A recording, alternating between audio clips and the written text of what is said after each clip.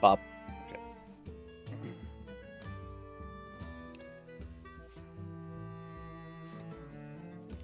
Definitely giving myself like kind of a slow start to the day. What is up, everyone? Nah, I can't do that. What is up, everyone? This is Coffee with Soul. I am your host. We're gonna chat. We're gonna talk. We're gonna hang. Try to have a good time. Be our little escape from realities. Today, I wanted to kind of like, I guess, think out loud as to what the next profession guide is going to go over, and just kind of like do sort of a self-assessment of this generation of guides as we go into midnight. And then of course, once realms are up, and you guys will tell me, because you guys are great, when realms come up, then we will do our round of visits for today. We have a good handful, and but it's not going to be a long stream. That's the intent. Part of it is so that I can take care of this stuff, more profession stuff, because I'm trying to bang it out as fast as I can, because there's just a lot going on, and I want to not exactly get it out of the way. I want to make them like good and everything. But there's just a lot that's happening. I mean, there's like the State of Azeroth stuff coming tomorrow. Like, we're gonna cover that and talk about that stuff. Even that's probably going to get in the way of the visits for a bit. So it's going to take a while for us to get started. So I want to let you know that in advance, because I believe, if I'm not mistaken, it starts at 9 o'clock my time. So it starts like half an hour before. I'm sorry. Yeah. So half an hour after stream starts here. That's when the State of Azeroth thing is going to go on. And then we get stuff somehow, and we'll learn things. And of course, we'll like talk about it and gush over that stuff, and then we'll move on to other stuff. So I put out the alchemy guide just a little bit earlier. And then before that, it was blacksmithing. And then before that, I just crammed all the gathering professions and just like, I just smushed them into like one thing. I'm like, all right, there you go. Woo! And I think I talked about this a little bit yesterday too. Like, this generation of professions feels same but different. Like, there are changes and everything, but we're not learning like a brand new system. Previous expansion, going into War Within, we learned about patron orders and we learned about concentration, which were like they were big changes. Then before that, with Dragonflight, was the overall just change the professions outright, and that was like this massive thing that even to this day some people are like, I don't get it. Why can't it just be like a one-click cast and blah blah blah? Blizz, fix your game. You made it complicated for the sake of all sorts of stuff. Good feedback, but we've been kind of like pushing forward with, for the most part, the bones of this current system, with like some small changes here and there. And what's happening in this case is not a big change, but it's going to cause a lot of shifts in player behavior. But as for the guides themselves, actually before that, let's say hi to people. How about that? Yeah, that'd be a good idea. What is up to Red Mana Panda? You're the first person to say hi. Hey, you get a point. Nice. What is also up to Sonata? What's up, dude? What's up to Dorian and Boomer and Raven and Von Dockstar? Hello to Arcadius, to Rain and Exige and Darth. To Higubus, hi to Greasemer and Keystone and Fallon and Rumus. What's up to... I'm scrolling now. What's up to Rockcat? What's up to HD Priest? Hello to Mandy Rain, to Tani, to Nairi. Hi to Slickster and Wow Cataluna. What's up to Puddle Jumper and Ms. Kitty, to Nikhil, to Whoopi the Blankie, and to the rest of y'all. The beautiful digital smiling face is going to be joining us throughout the day. The lurkers, of course. Hey, what's up? No need to wave back. That'll get too much attention. I hope everyone's doing well. It's Wednesday, and it is, hopefully your loots were merry and stuff was just dropping like super easy. And by that, I mean bosses. Like it was just such a no effort raid yesterday that I'm like, damn, dude. Like, we just like blasted Time Walk and we blasted Heroic, Mana Forge, and then tomorrow I'm like telling the team, like, yo, just dig deep, dig really, really deep. Just grab the biggest shitters you got. And I myself, I'm not going to tank tomorrow. I'm going to heal on a paladin, but not my paladin, just like some bum-ass one of my bum-ass paladin characters that I have, and that's gonna be a thing. And then we'll like smash normal, hope probably, and we'll see how far we get in heroic with like whatever. So, yeah. Anyway, professions. Going back to that. Um, when writing them and starting just to put them together, like I had a really hard time just getting started with like the momentum and everything, because I was like, okay, this isn't coming off right, because I'm either I'm gonna go either one of two ways. I'm either going to just kind of be really quick and just do highlights, or I'm going to like teach people from the ground up. All right, guys, here's how concentration works, or here's how skill points and knowledge points and you know what all this stuff means. And I was like, okay, this is going to be like, this is going to be way too long. And you know, I was like, okay, should I try to teach people from scratch? And eventually the answer was like, no, it's too much. Part of it because it would just take like so much bandwidth. Like I write guides and all that stuff, but they tend to be more like overviews and highlights anyway. Trying to go through like trying to make a proper guide, that takes crazy amounts of research and other like retesting and things like that to make sure that laymen can like fully understand what's going on and you know, coming at it from other perspectives and what have you. And it would just be too much. And then of course the housing stuff totally got in the way of everything, and I'm like, oh, look at housing, yeah. And so I just kept running out of time while I'm trying to set up these guys. I'm like, oh, you know what, I think I am just gonna end up doing for the most part highlights. And so I feel kind of bad when I straight up tell people in these guides, oh, these are intermediate guides, you should probably at least have some you know, basic knowledge of how concentration works, how skill points work, and all that stuff. That will better help you prepare for stuff. And I don't even go into like the intricacies of, okay guys, okay, here's what you should do. You should put 5 points here and then stop and then put 5 points here instead, because two things happen. One, it just got way easier. You know, the skill trees and whatnot, they're incredibly like dumbed down is not an appropriate term, but they're incredibly straightforward. You know, it's like if you want to learn shields, just go toward the thing where shields are, and then fill everything up that's in between. Like that's it. Like that's how it works for the most part. And I'm still exploring some of the other things, still finding like some small surprises here and there.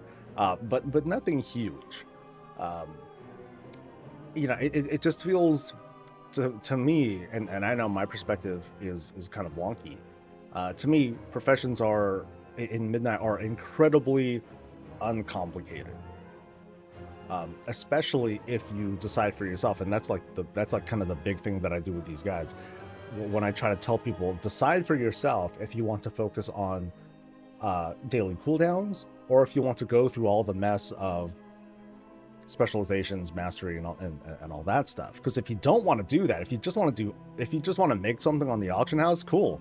You're just gonna make something, you know, once a day or whatever, and then you post it on the auction house, and then you make money. That's it. It's balls easy. At least I'd like to say so. And I try to come off with that energy, but we'll see how that ends up coming around. Almost Michio, I hate when notifications don't work. Oh, that sucks. Boo. Mandy despises the new way of professions. I've heard it all, you know, and so it's not like it's not like I don't believe you or anything. Professions is hella expensive. I'll tell you one thing: like gatherers will win, just like every other expansion, without fail. Gathering wins. I mean, the problem that people have with gathering is that it doesn't scale, right? It doesn't scale with your you can't scale it. And by that I mean you can't just like make a bunch of alts and like, okay, I can gather faster if I have more alts. I'll be more efficient if I just make multiple of the same. You can only really have one gather of a thing and invest into that and feel good about it. Exceptions would be like if there are side things that have like weekly cooldowns or whatnot that a gatherer would benefit from, something like that. But that's very like kind of one-off. It's not very common. Am I going to be watching the State of Azeroth here tomorrow? Absolutely, yeah. Just like every other WoW creator under the sun. We're all going to be watching. So choose your knowledge spigot. As to like which place you want to go to. Anyone's fine, and of course you'll be able to get your drops.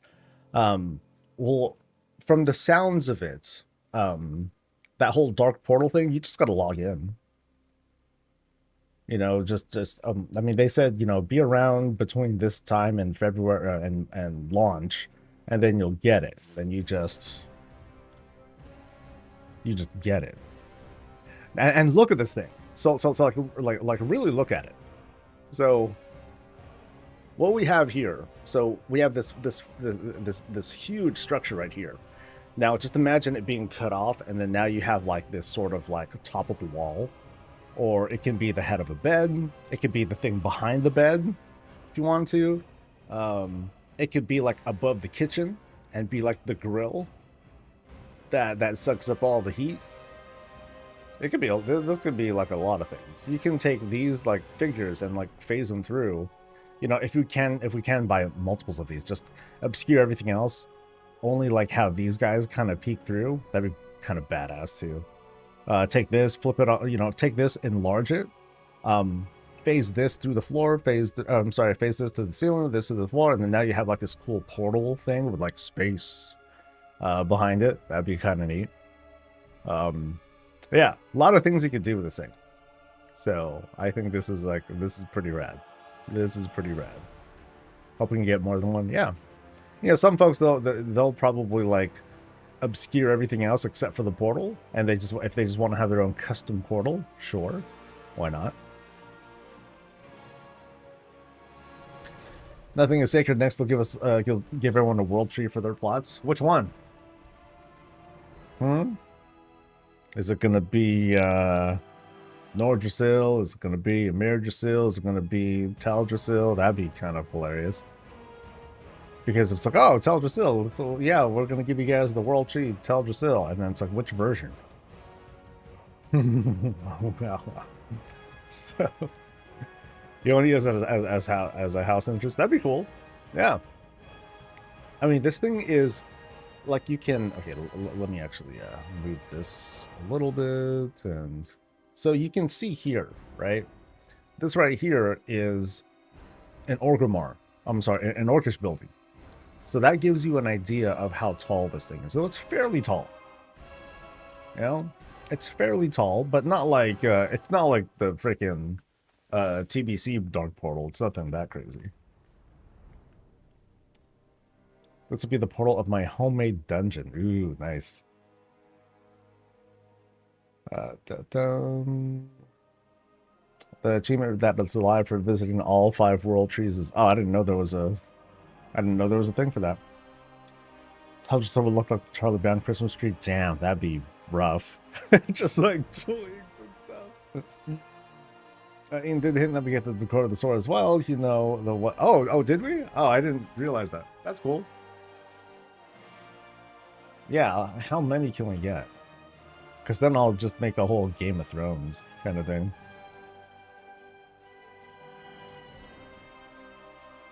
You only get lore, so that's a broad assumption, Grim. Why would you say that I'm interested in lore? Why would you say that I'm not interested just because it doesn't give a shield? I mean, if it gave a shield, that'd be great. So, imagine using the Dark Portal as part of a forced perspective room. There's a project that I'm going to make for myself. It's going to be like really stupid. It's going to be stupid and kind of expensive and incredibly time-consuming. This is a housing thing I'm talking about, but I'm not going to tell anyone what it is. No one's going to know. It's going to be it's a personal project, and if I do manage to finish it, then I will share it with the planet. And if not, then you'll never know. You'll just be left with this tease of, oh, Soul's trying to do something. We'll see if I can pull it off. If I can pull it off, it'll be one of those like meme-worthy things for a day. But that's it. So it was on when I got the achievement on my druid. Oh, you suggest that I pay attention to what scrolls in my chat? Okay, that I definitely don't pay attention to. Yeah, yeah. I'm a #1 lore master. I mean, I know things, but you know, like the nitty details. Like you tell me, like you ask me about like some obscure elf from some other quest line many expansions ago, and how it follows up. Like, dude, isn't it so cool that like they showed back up? And I'm like, yeah, I'm sure that's cool, but I ain't gonna remember them. Like when you folks go through, this is not really a spoiler, but when the expansion starts, you're going to be off and defending the Sunwell. I think that's very public knowledge now. Throughout that, pretty much all the NPCs that you see are named. They're all from like priest and paladin lore, or you know, they have like a bit of history with priest and paladins or void and light kinds of stuff. So that'll be a treat. What did Arthas name his pet dog? I didn't know he had a pet dog. I thought he only had like the horse and like that was it. A special stream? What special stream? Huh? Who what? Endeavor XP changes just went live. I can hit level 8 today. Oh, that's nice. Right, US folk, right? Sounds awesome. I mean, it'll be awesome. It would have been awesome yesterday because we like just crushed. Actually, I'll probably do the same thing that we did on Tuesday. You know, we're gonna take our shit characters, and we'll just do time walking again because that was like, you know, how many bosses are in Old War? 10 bosses, something like that. Whatever. But that's gonna be like a bunch of like Endeavor credit that everyone's gonna get. Oh, the WoW channel is streaming to. Okay. Yeah. I mean, I'm gonna co-stream it, so yeah, no biggie. Boop, boop.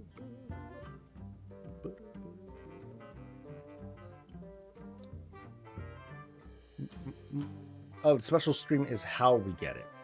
Oh, I doubt it because the what does it say here? Oh, check in to learn how to unlock an exclusive hasn't the core item. Oh my god. Never mind. I'm just gonna move on. So how do we get this dark portal? Show up. Show up. It is Mr. GM verified it. Well, yeah. Fuck. Anyway, sorry.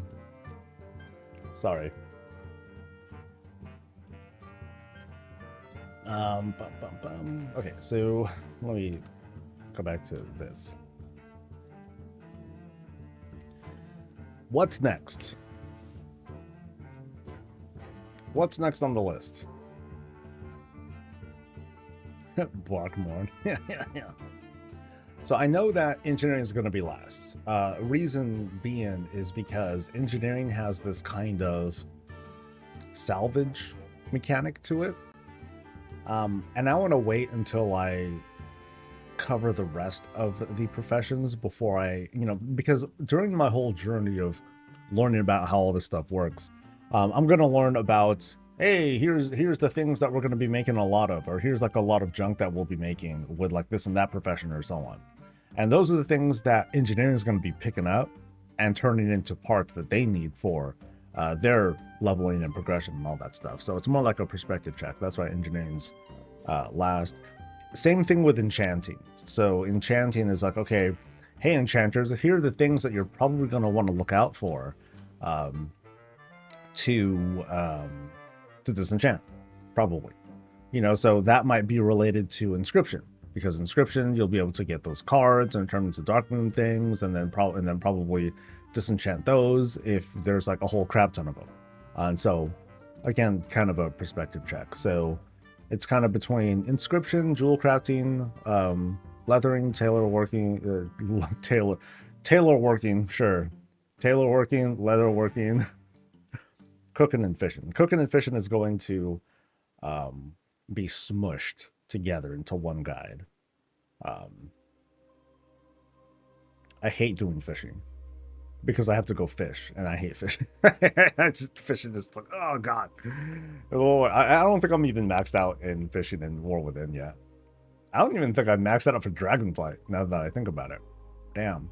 And they did make it so much easier now, thanks to the interact key and being able to just kind of one button the whole thing.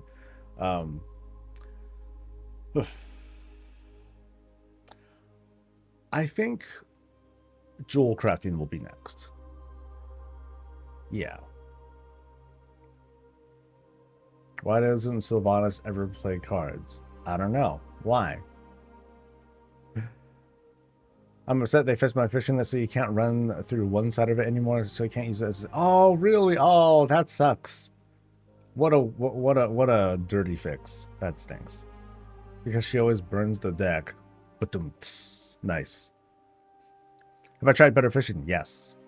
You can like with console commands, you can pretty much do the same thing on your own. The big thing that better fishing does, it sets up a nice fun macro so that way you could just use like one button key to do both the casting and the pulling of stuff. So but yeah, I've used it. Still, I'm like, fishing, god. Like, I wish I still had the opportunities to be like, oh, I'm just gonna pop in a movie and fish, or pop in a movie and like gather and stuff. It's hard to do that these days, which thanks. So keep forgetting to do the Saturday fishing tournaments. Yeah, the diving suit's dope. I don't know if I ended up buying it from the trading post or not. Yeah, I'm not sure. Actually, I want to keep an eye out for that too. For all I know, at 10 o'clock, the trading post thing might pop in. Because anytime now, and then I'll poop out a video. So that's gonna be like fun free content. Yeah. Angler is also a good fishing island. Haven't heard of that one. So I went and followed the Warcraft channel so I can go there tomorrow at 11 my time and watch it. But I'll be doing it here too. Oh. I'm gonna tell you with great confidence. Well, I do know how to get the portal thing. It's not exciting. It's not crazy, but you can watch my stream. How about that? I'll just tell you that. Or correction, you don't have to watch the Warcraft stream exclusively. So are they bringing back archaeology at all? I'm gonna say yeah, but no. So here, let me pop in to here. Let me pop in. What did I say I was gonna do? Jewel crafting? Okay, jewel crafting is coming. Okay, I can do jewel crafting. Yeah, because I think I actually have the bandwidth to squeeze out the jewel crafting guide for Saturday. Yeah, today I did alchemy. Tomorrow is going to be the State of Azeroth coverage. Friday is, I don't know. I'm not doing a weekly. I'm not doing a recap. Let's see. This guy's good. And then Saturday. Actually, I can put it out Friday if I want to. No, I can't. Because I got all sorts of doctor stuff happening Friday. Yeah. Oh, WoW's up already? Well, good. Great googly moogly. That was... Wow, Blizz, way to disappoint again. Gosh, they never commit to their promises. They said they were going to be up at 10 o'clock. It's only 9 o'clock, and god, so disappointing, dude. They always like break their promises, right, guys? Right? Yeah. So anyway, archaeology. So over here in Silvermoon, this fun little building towards the south here, this is where the Delve stuff happens. So there's your future ex-wife. And then here is Bran. Hi, Bran. And Bran teaches archaeology, what you do. But then it's kind of suspicious. Like, here's a Vrykul expert who's like right here. Hi, Vrykul expert. And then that is a scout, whatever. And over here is a Gorian expert. And then here is a Karaji expert. Why are they here? Because I don't know. And I think that's like Delve stuff, right? That's Delve stuff. Yeah, so I'm not quite sure why they're here. Part of me wonders if archaeology and delves are going to have a thing. I don't know. Maybe, maybe not. Dun dun dun. You know, so we'll suffer in the suspense for now. So realms are up, huh? Sweet. No profession decisions for me. All my characters have mining and herbalism. I'm still on the fence as to like how I want to do my you know, what I want to do with my professionals. Like which profession do I want to do? There are multiple options. Like I can go the transmute route and then make a whole bunch of like wondrous synergist thingamajiggers and have that be, you know, possibly steady income. I can go the route of skinning and go for like traps and capture like the weird shit that's out there, whatever it is. I can and I can do like any number of things and just make reagents. So like blacksmithing isn't, you know, wouldn't be a bad idea to make a whole bunch of bars to you know, for like other stuff. So I'm getting on this guy. So I'm hearing horror stories about the pre-patch event. Like, oh my god, we have to like farm these things and we're only getting, you know, like one currency, and you know that does feel pretty bad. I'm like, wow, but then, yeah, it's kind of weird. Like I'm seeing the commentary, I hear it, and I see like what's bad about it, but also like folks are talking like they've been imprisoned or they're like locked into this thing and they have to do it. There is no choice. There is no alternative. You can't just like kind of like hang back and wait or do other things in the meantime. This is the first time, I think this is one of the first times ever where a whole day has gone by. Yeah, it's Wednesday. A whole day has gone by and I have not done like the new thing. Like I haven't done the quest line to go to Twilight Highlands and do any of that stuff yet. And I know what my player behavior is going to be. I'm going to go there, I'm going to do the weeklies, and I'm going to, you know, abruptly stop. Because or I'll do one round of the rares for the sake of getting that achievement because that gets you amount. I'm like, okay, I'll always get that. That doesn't seem so bad. But like that's it. And I'm probably gonna wait for that anyway because there's like a bunch of other stuff on my plate. But yeah, you know, now that because I'm not even connected to like any of that stuff at all, I feel very much like someone who's seeing this from the outside. I'm like, damn, y'all people are crazy. So I can't help it, because that's just, yeah, that's just how it looks. I'm like, this is wild.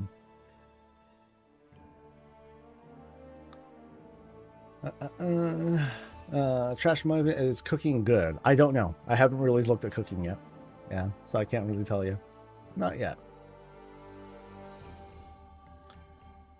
Did the pre-patch event last night, and one currency was what I was getting. They updated it late last night. Now they dropped 2 or 3. That's cool.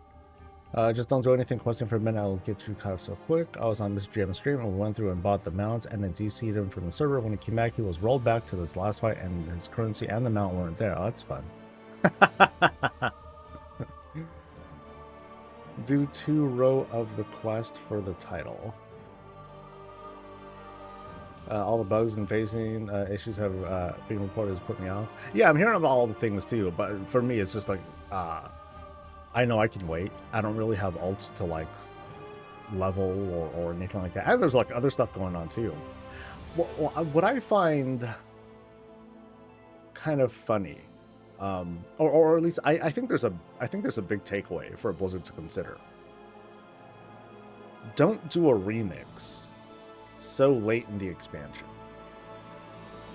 because it's kind of weird. Like the remix was this whole level palooza. You want to get a character? Cool, you can get it up in 6 minutes. I mean, that's an extreme thing. That was people who were speedrunning and all that, but it was like dirt easy. and here's like a bajillion transmog things you can get.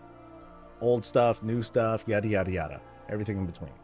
And in the case of both the Mop and Legion remix, it ended, and then you get the pre-patch event, and it just feels shitty.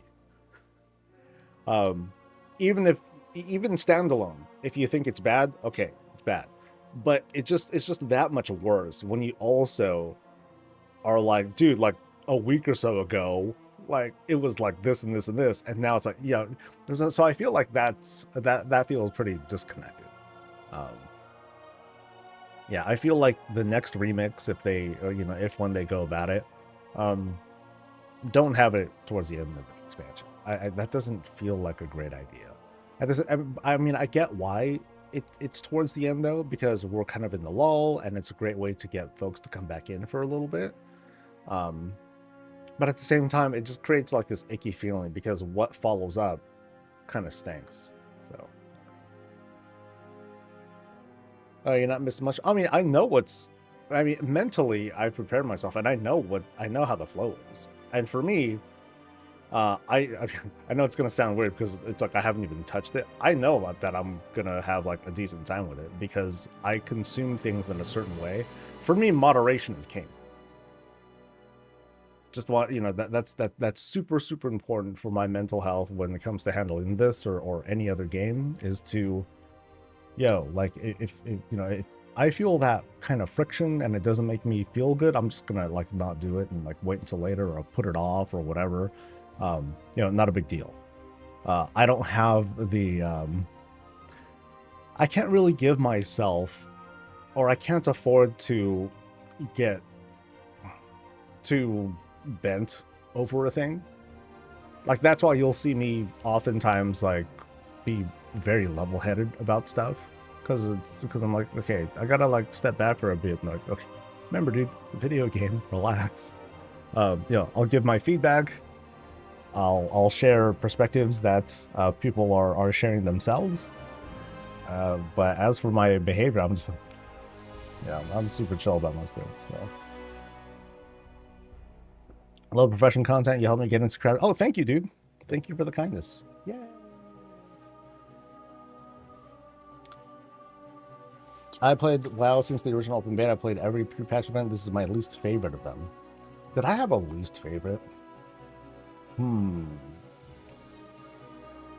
think Shadowlands was pretty close. Yeah, Shadowlands was pretty close. It made up for it because Shadowlands also had the Scourge invasion, so that totally made up for it. Oh, look at that, that's cute. My favoritist, for sure, Wrath. Absolutely my favorite, the best one, hands down. For others, that one's the worst, because it's like, dude, the game is totally unplayable. There's like undead Scourge and everywhere, and I can't even move 5 feet without getting killed by like a bajillion ghouls. Meanwhile, I'm on the other side being like, no survivors, I fondly remember there were people who were trying to there was just a group of like, this is the story that I'm telling myself. There's just a group of happy-go-lucky friends. All right, guys, we're going to go to Karazhan. And they're like, yeah, let's go. All right, let's go to Stoner. Mage person, take us to Stoner. And the mage is like, all right, let's go, team. And everyone's like all jazzed up and, cool, let's go. And then they go in, and then they meet me and all my friends. And I just zerg the shit out of everyone in Stoner who comes in. Everyone's a ghoul. No one's happy. Okay, I don't know about that, but boy, it was cool. I was just wiping whole raids. It felt so good, dude. It felt so goddamn good. So when Shadowlands rolled around, we couldn't achieve the same kinds of effects, but I did go to Suramar. I went to Suramar City. And some people might have seen me on stream do it. I was just infecting the whole place, trying to take over as much of the city as possible. Now, the place with the elites, that one's really tough because the elites are very strong and your ghouls are very weak by comparison. But the non-elites in like certain areas, oh man, You go there, you get took real quick. Like people will land and they'll be like instant ghoul, because they'll get smacked so many times. And I do remember I managed to kill a whole bunch of bots as well. That felt really good. Like you know, you have like you had those druids who were star falling the crap out of certain areas of Suramar. I was like, all right, I'm gonna build up an army. You know, I'm gonna like lure them over, and then like we're just gonna fucking go for it. And yeah, we did manage to take down a few bots. That felt great. So yeah, that one was fun. The other half of the Shadowlands thing, though, where you just kind of like, you know, dork around Ice Crown, that part was just like, okay, we're just waiting here, and then we kill stuff, and then we wait, and then we do it again, then we wait and do it again. You know, that was cool. I think people bring up the Legion one a lot because it was the first time. You know, it was the first time that we had something like that, where we had like this big group.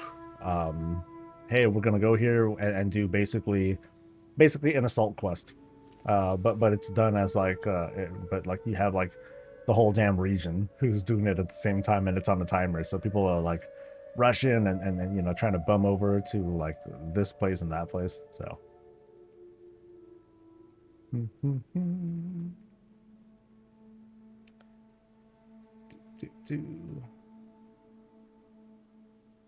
just finished my second round of questing, and the weeklies are not up, and I reloaded. Oh, the weeklies? Not happy we can't do multiple tunes for the event. Makes farming harder. But can get like a level of 3.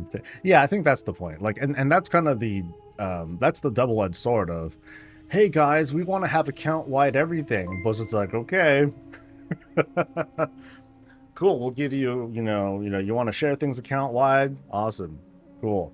But and I warned people of this for years. Every time people brought up, we need account-wide everything, Blizz, I'm like, yo, dude, if you do that, they will balance this out, because they're going to not just give you like account-wide currencies and all that stuff. You're going to get account-wide credit for that stuff. So it's going to mean your alt army is going to be useless in certain content, and what's it going to be, I don't know, but they're going to do something like that, because otherwise it's not going to be very healthy player behavior if people can just like throw an alt army and everything, and that feels very punishing for those who just have like the one character. So you have who's going to be, let's choose who we're going to piss off, the people with hella alts or the people who have not. It's yeah. Oh yeah, Cataclysm. Okay, I think Cataclysm had like not the worst, but I think that had like the most, to me, I think that was the most disappointing event. I barely remember it. What like elementals just showed up in Orgrimmar, and that was about it. And coming away from Wrath beforehand, I was like, yeah, that's it. Oh no. Yeah, so I think that was the worst one. Yeah, I don't remember. Yeah, Cataclysm, I didn't like that one. Mop, I don't remember there being one for that either. Or Warlords. Now that I think about it. Yeah. I don't even know what they had for. Okay, now I'm just forgetting a lot of the pre-patch events. Yeah. My only downside about the Wrath pre-patch event is I was really busy with college work at the time, so I didn't get to spend as much time as I would have like playing the event. I really did enjoy it though, and I did graduate, so it all turned out okay, great. I mean, if you like, enjoyed the event more, just like put off graduation for later, would have been worth it, buddy. Just playing. Oh yeah, Blasted Lands got invaded, and then you had like, then you were like doing stuff there. Okay, yeah, there was that. That one was all right. But I don't remember Mob. Anyone remember that one?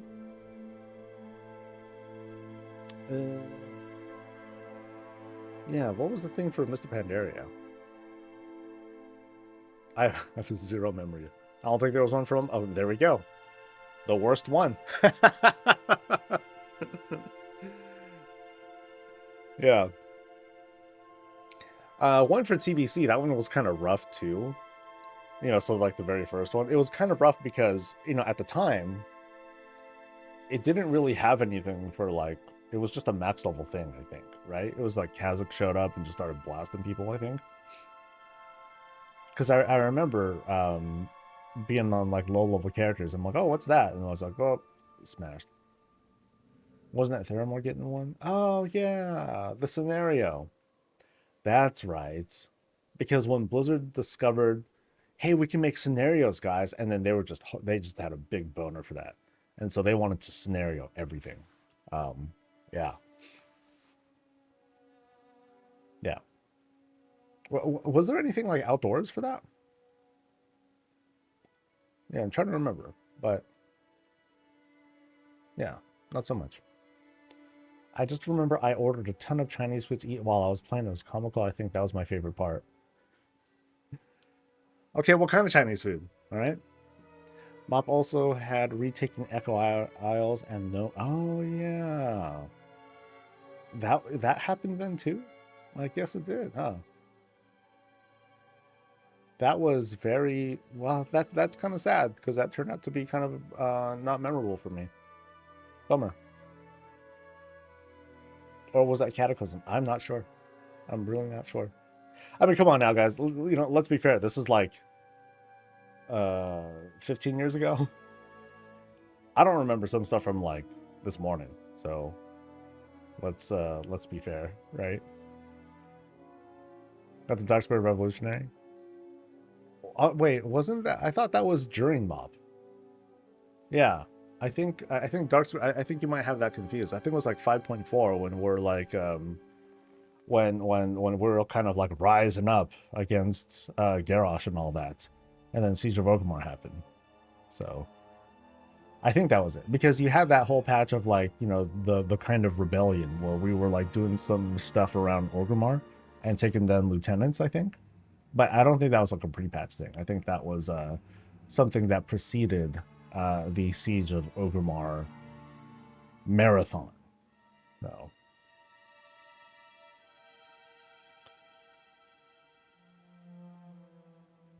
No, I'm just thinking specifically of the Darkspear Revolutionary. I think that was something different. But Echo Isles was just taking back Echo Isles. So Legion and BFA. What was the BFA one? BFA one was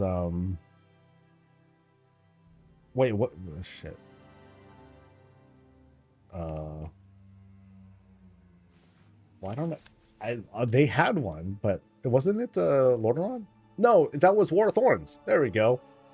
War of Thorns was I think that was the most. I would say BFA's was the most high production out of everything.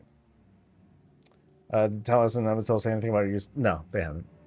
I don't think they care.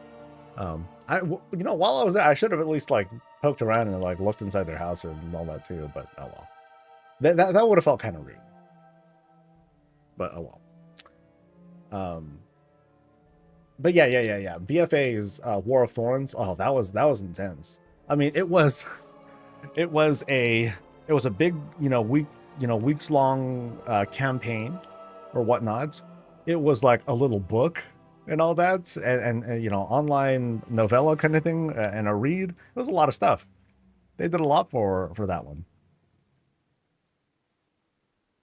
I don't know if people were talking mad shit about it though. Yeah, people were talking hella crap about it. I think there's an accepted phenomenon. I'm speaking generally, not specifically about this pre-patch event, but I think that in general, there's like the worst thing, like oh my god, this is the worst thing that WoW has ever done. What is it? It's whatever's current. Whatever you're playing right now is just like the worst thing. And ooh, creeper.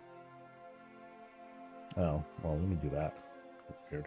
Anyway, yeah, the most current thing is always like it always like sucks. And then the thing that was probably an expansion, I'm like, oh man, I missed that so bad. It was so good.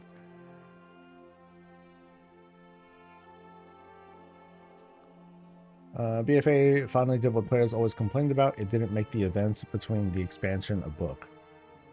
Yeah, but they did that. But they did both. That's the thing. They did both.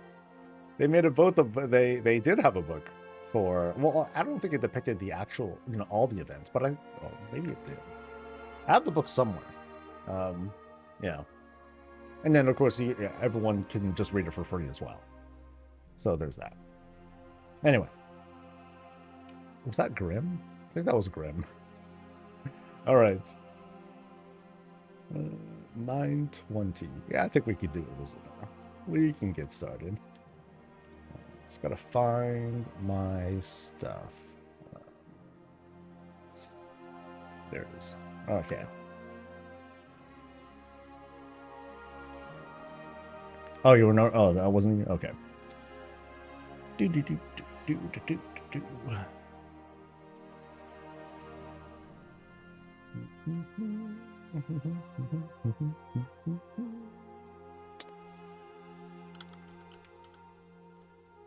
All right. So off to Snarky's place first.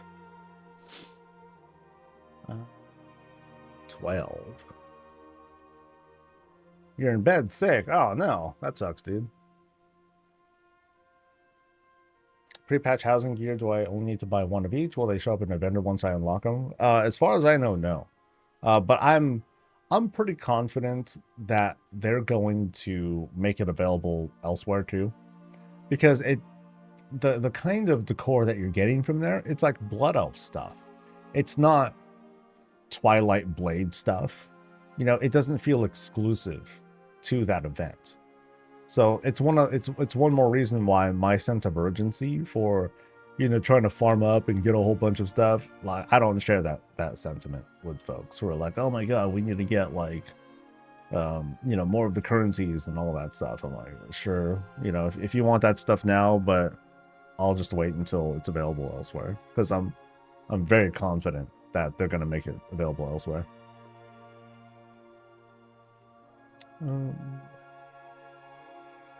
All right, music off.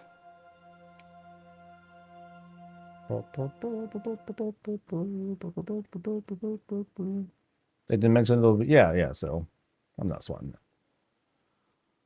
it. Got the guild questionnaire done right when I was becoming sick. Then I got enough to make the edits you asked for. Okay, cool, thanks.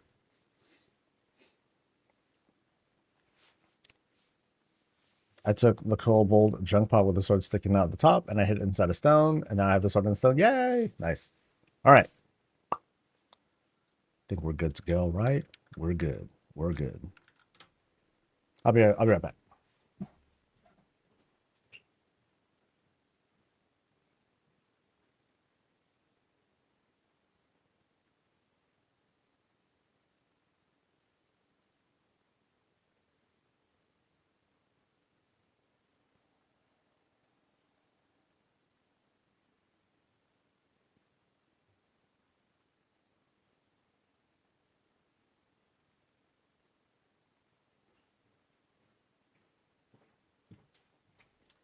Okie dokie, yay.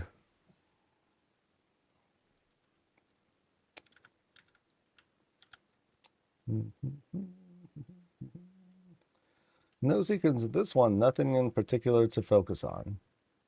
Oh, we're gonna super analyze every corner of this place. Welcome to Snarky's place. We're over on Razorwind, and we're taking a look at this very dolled up orcish house. Big old spires on the side, but also we have greens to kind of soften the impact. Now, what's funny about orc housing is that we're looking at old school Warcraft stuff, and you know, I'd say like orc housing, it feels good, or at least it looks good, no matter where you put it, because well, the whole nature of Warcraft is, you know, is building bases, encroaching on territory, beating up your enemies, and that sort of thing. And so that's why I feel like when it comes to like housing as well, like orc houses like just always fit no matter where they go, because it has a certain vibe. And I try to take that sort of feeling with also any of the other houses that we see. So like some people will say, oh, well, the Blood Oath stuff seems out of place. I'm like, but the nature of Warcraft is like this whole thing about, you know, taking territories and stuff. So yeah, it's going to feel out of place, but you know, you think of it from like a kind of like a war perspective, like they're, you know, people are encroaching, they're trying to come in. But anyway, sorry, rant over. Back to this. Like I said, lots of greens to sort of dress up the house and again, kind of soften the impact of the house dropping in. But we also have this very pleasant porch set up with barbecue stuff. Oh, there's the boss of the house. Hey, what's up? So boss's chair, but they're also ready to serve. Couple of foods, mostly drinks, and check it out. They even made sure to kind of like froth things up, so we have a bit of head at the tip of that mug.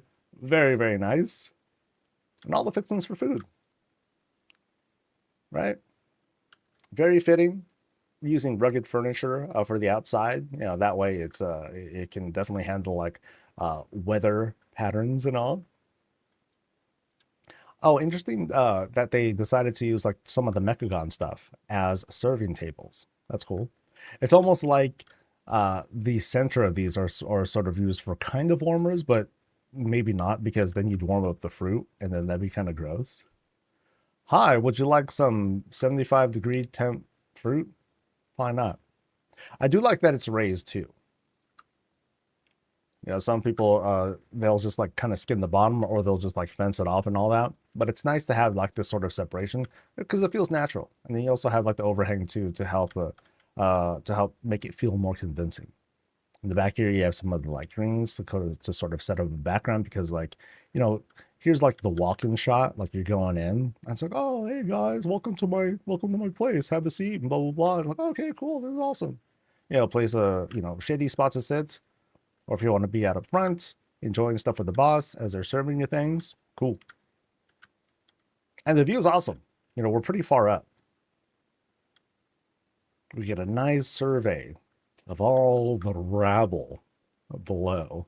All right, so let's head on it. Let's see what else is going on.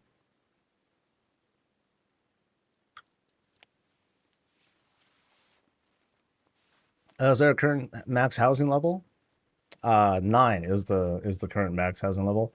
The fastest way to level it, I would say it's grossly inefficient, but you would want to just collect every decor you can possibly get. Collect all the decor that you can possibly get, and make sure that you max out your Endeavor experience, the experience you get from Endeavors, and that will do it. But it's not going to get you to 9. You'll get sort of capped off. But yeah, getting all the first time collections of decor, that's going to get you like a little bit of XP. I don't recommend it.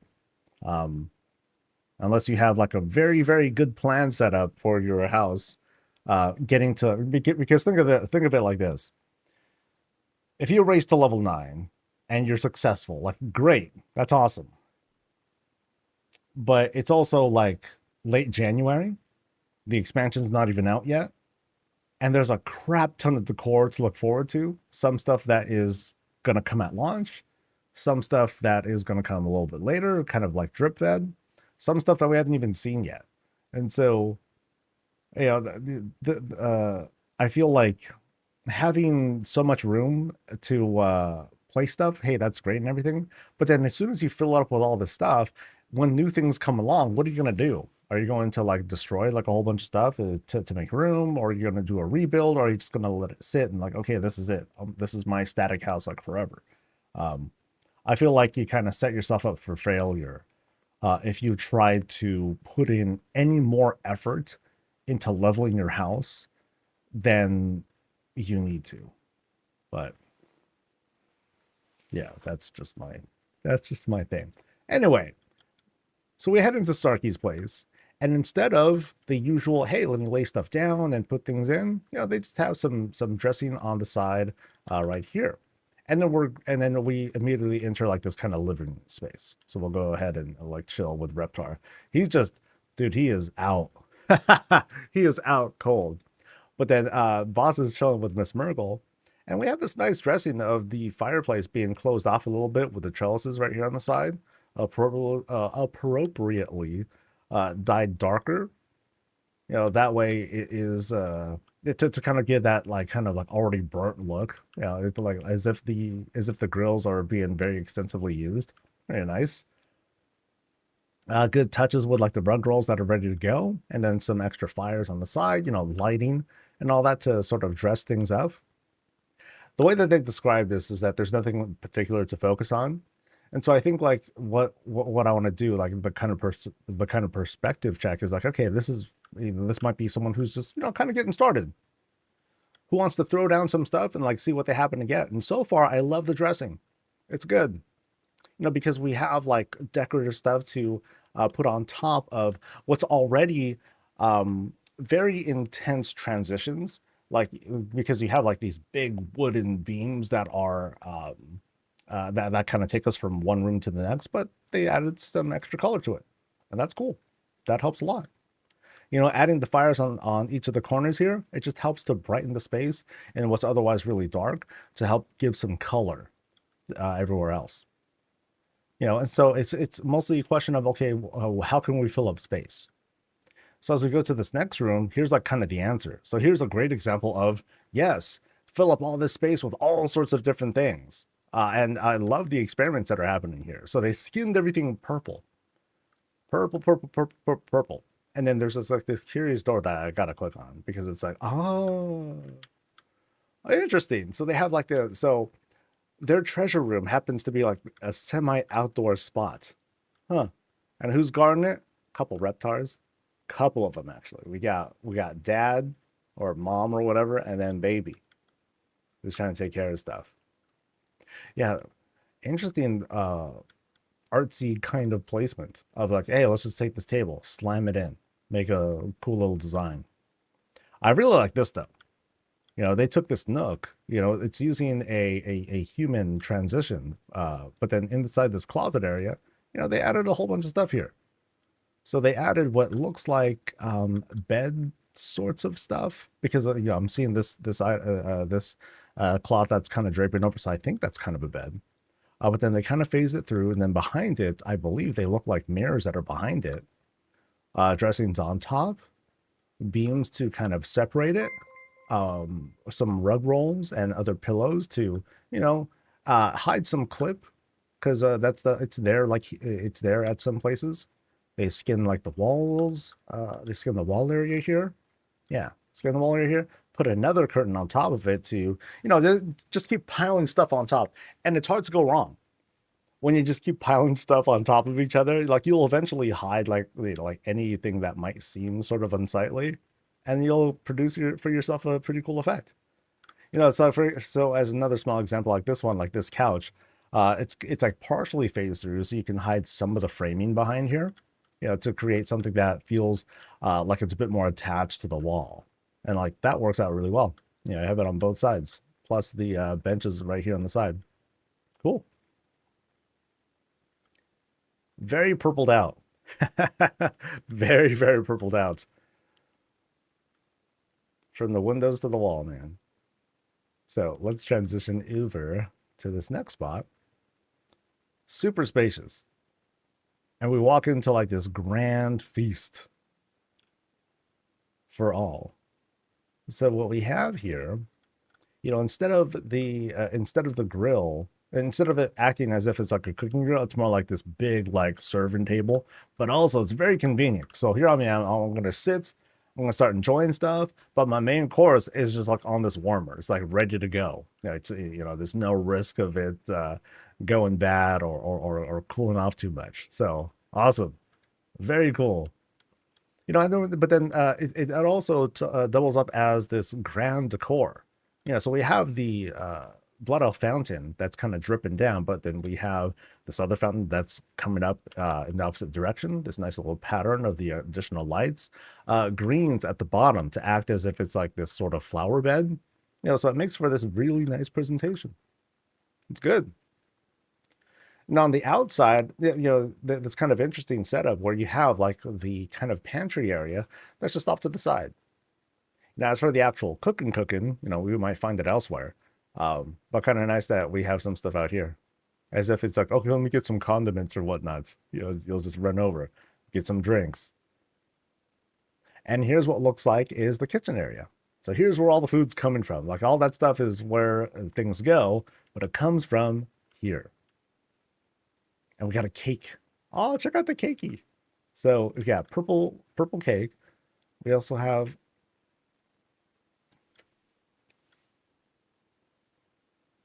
one moment.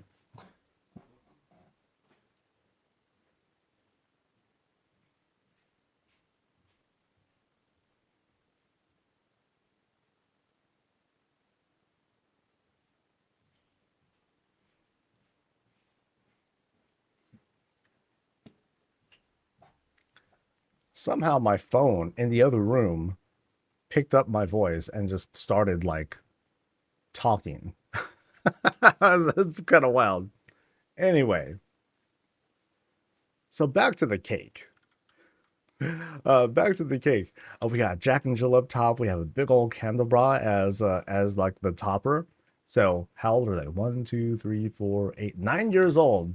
Congratulations on hitting 9. So let's go into the kitchen area. So lots of food is ready to go. Like they picked up a whole bunch of food, plopped it all down. It's like, yo guys, just go ahead and grab whatever you like. Pantry up top. Some prep is happening back here with the caldera tables, stoves, and everything are going. Got some pots and pans lined up. Dishes that need to be washed. Hurry up. Oh, nice use of the scale. And then we have some dry pantry stuff with some overhead lights. Very nice. Good setup. And I think there was something else that I sort of saw here.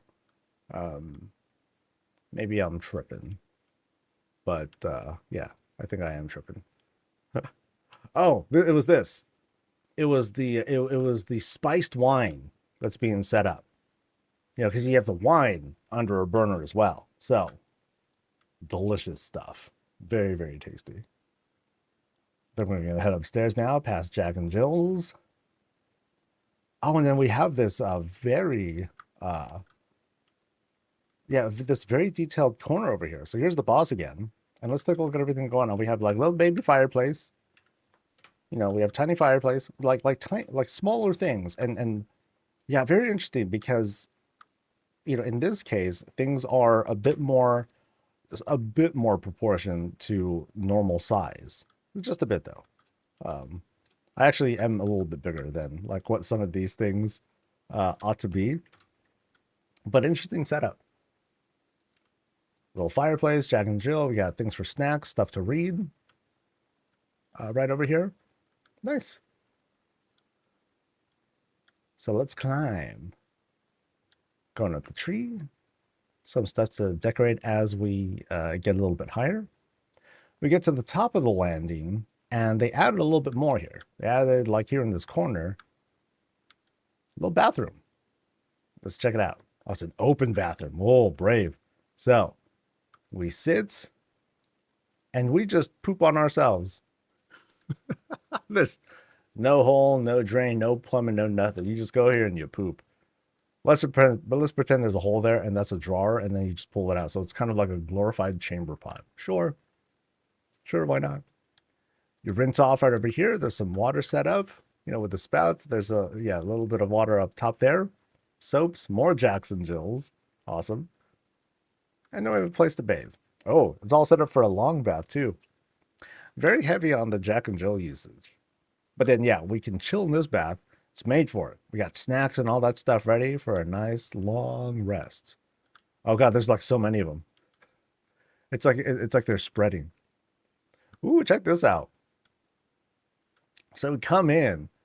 Now we're going into this other large octagonal room, and we have this very grand, well, it feels like a Christmas tree. Maybe, maybe not. But it's just like this really big setup.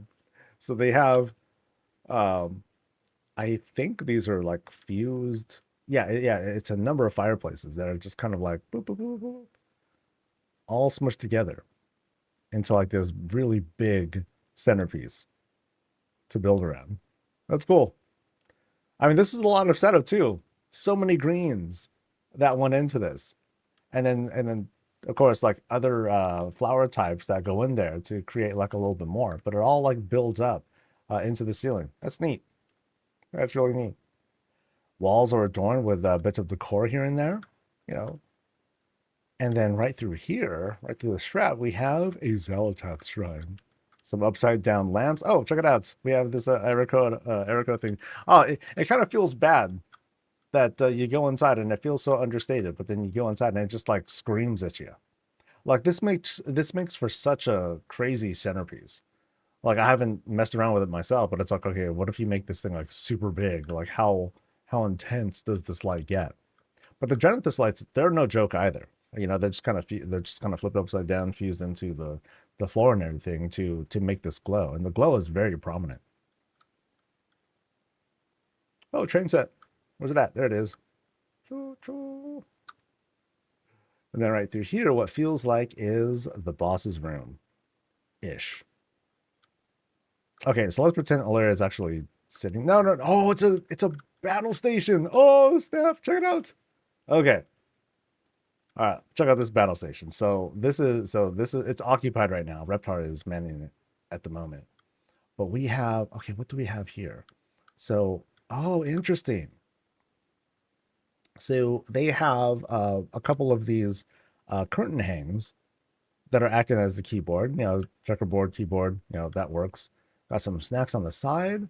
Lots of snacks on the side. That new Airco piece that's being used as kind of like the hovery mouse sort of dealing.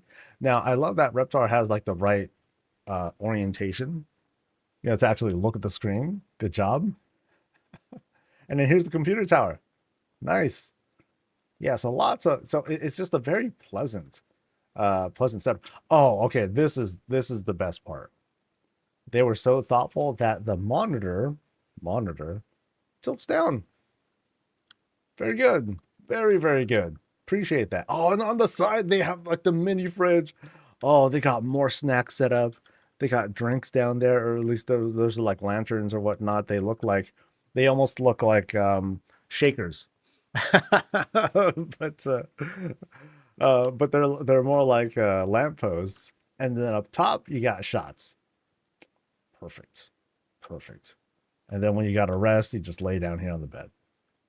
Or you sit on or you sit here. It's all good. This is a good setup. This is a good setup. Grand, very grand desk. And I love the Reptar touch. Oh yeah. There's the boss again. Hey. Oh. And we have greens on the side to decorate that too. Very cool. All right. So I think I've seen the place. Right? Let me go into jog mode here. So that was the Zaltath stuff. We have the grand Christmas tree-like structure right on the side. We climb down past like the mini nook, past the kitchen, where the feasting happens. They mentioned nothing about a secret room or anything like that. And up here was the very purple area. Cool. Hey, this is a cool place, dude. Yeah. Very cool. Thanks for showing us. Now imagine how it's going to be later. You know, when you get a bunch more different options for decor, you get a bunch of things that you'll get from leveling in Midnight, things that you just get kind of passively, and you'll be able to just coat this place with all sorts of stuff. You know, all it takes is is one or two ideas to be like, oh, let me make this thing for like my class or whatnot. One more thing outside. All right, let's take a look.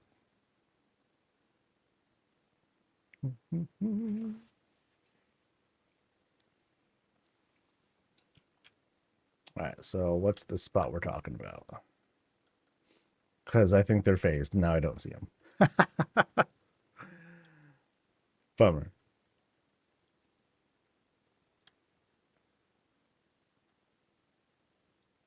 There's a bird. There is a... Oh, I didn't notice that it was like right next to that overhang there. Behind the house. All right. Let me try and go this way. And behind. So now... Oh, it's a little thing there. Ah.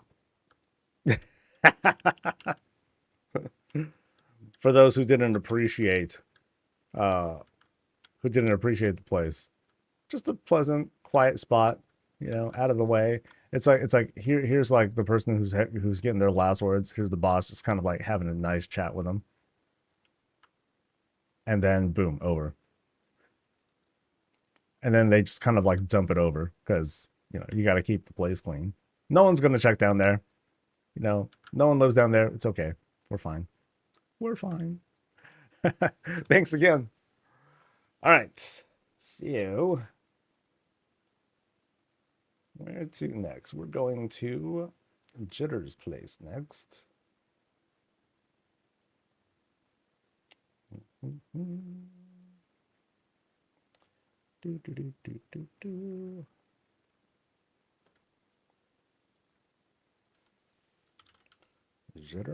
and going to 46. No, not 46. We're going to crap. They moved. So, oh, okay, it's one of these things. 16 or 42. Oh, did they leave a message for me? Your husband's house is. Oh, is it? Whoops. All right.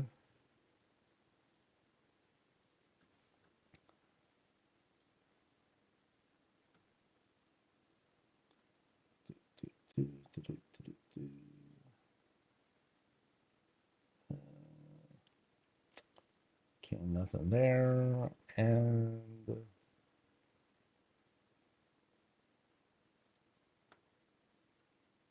16 is where we're going. Cool.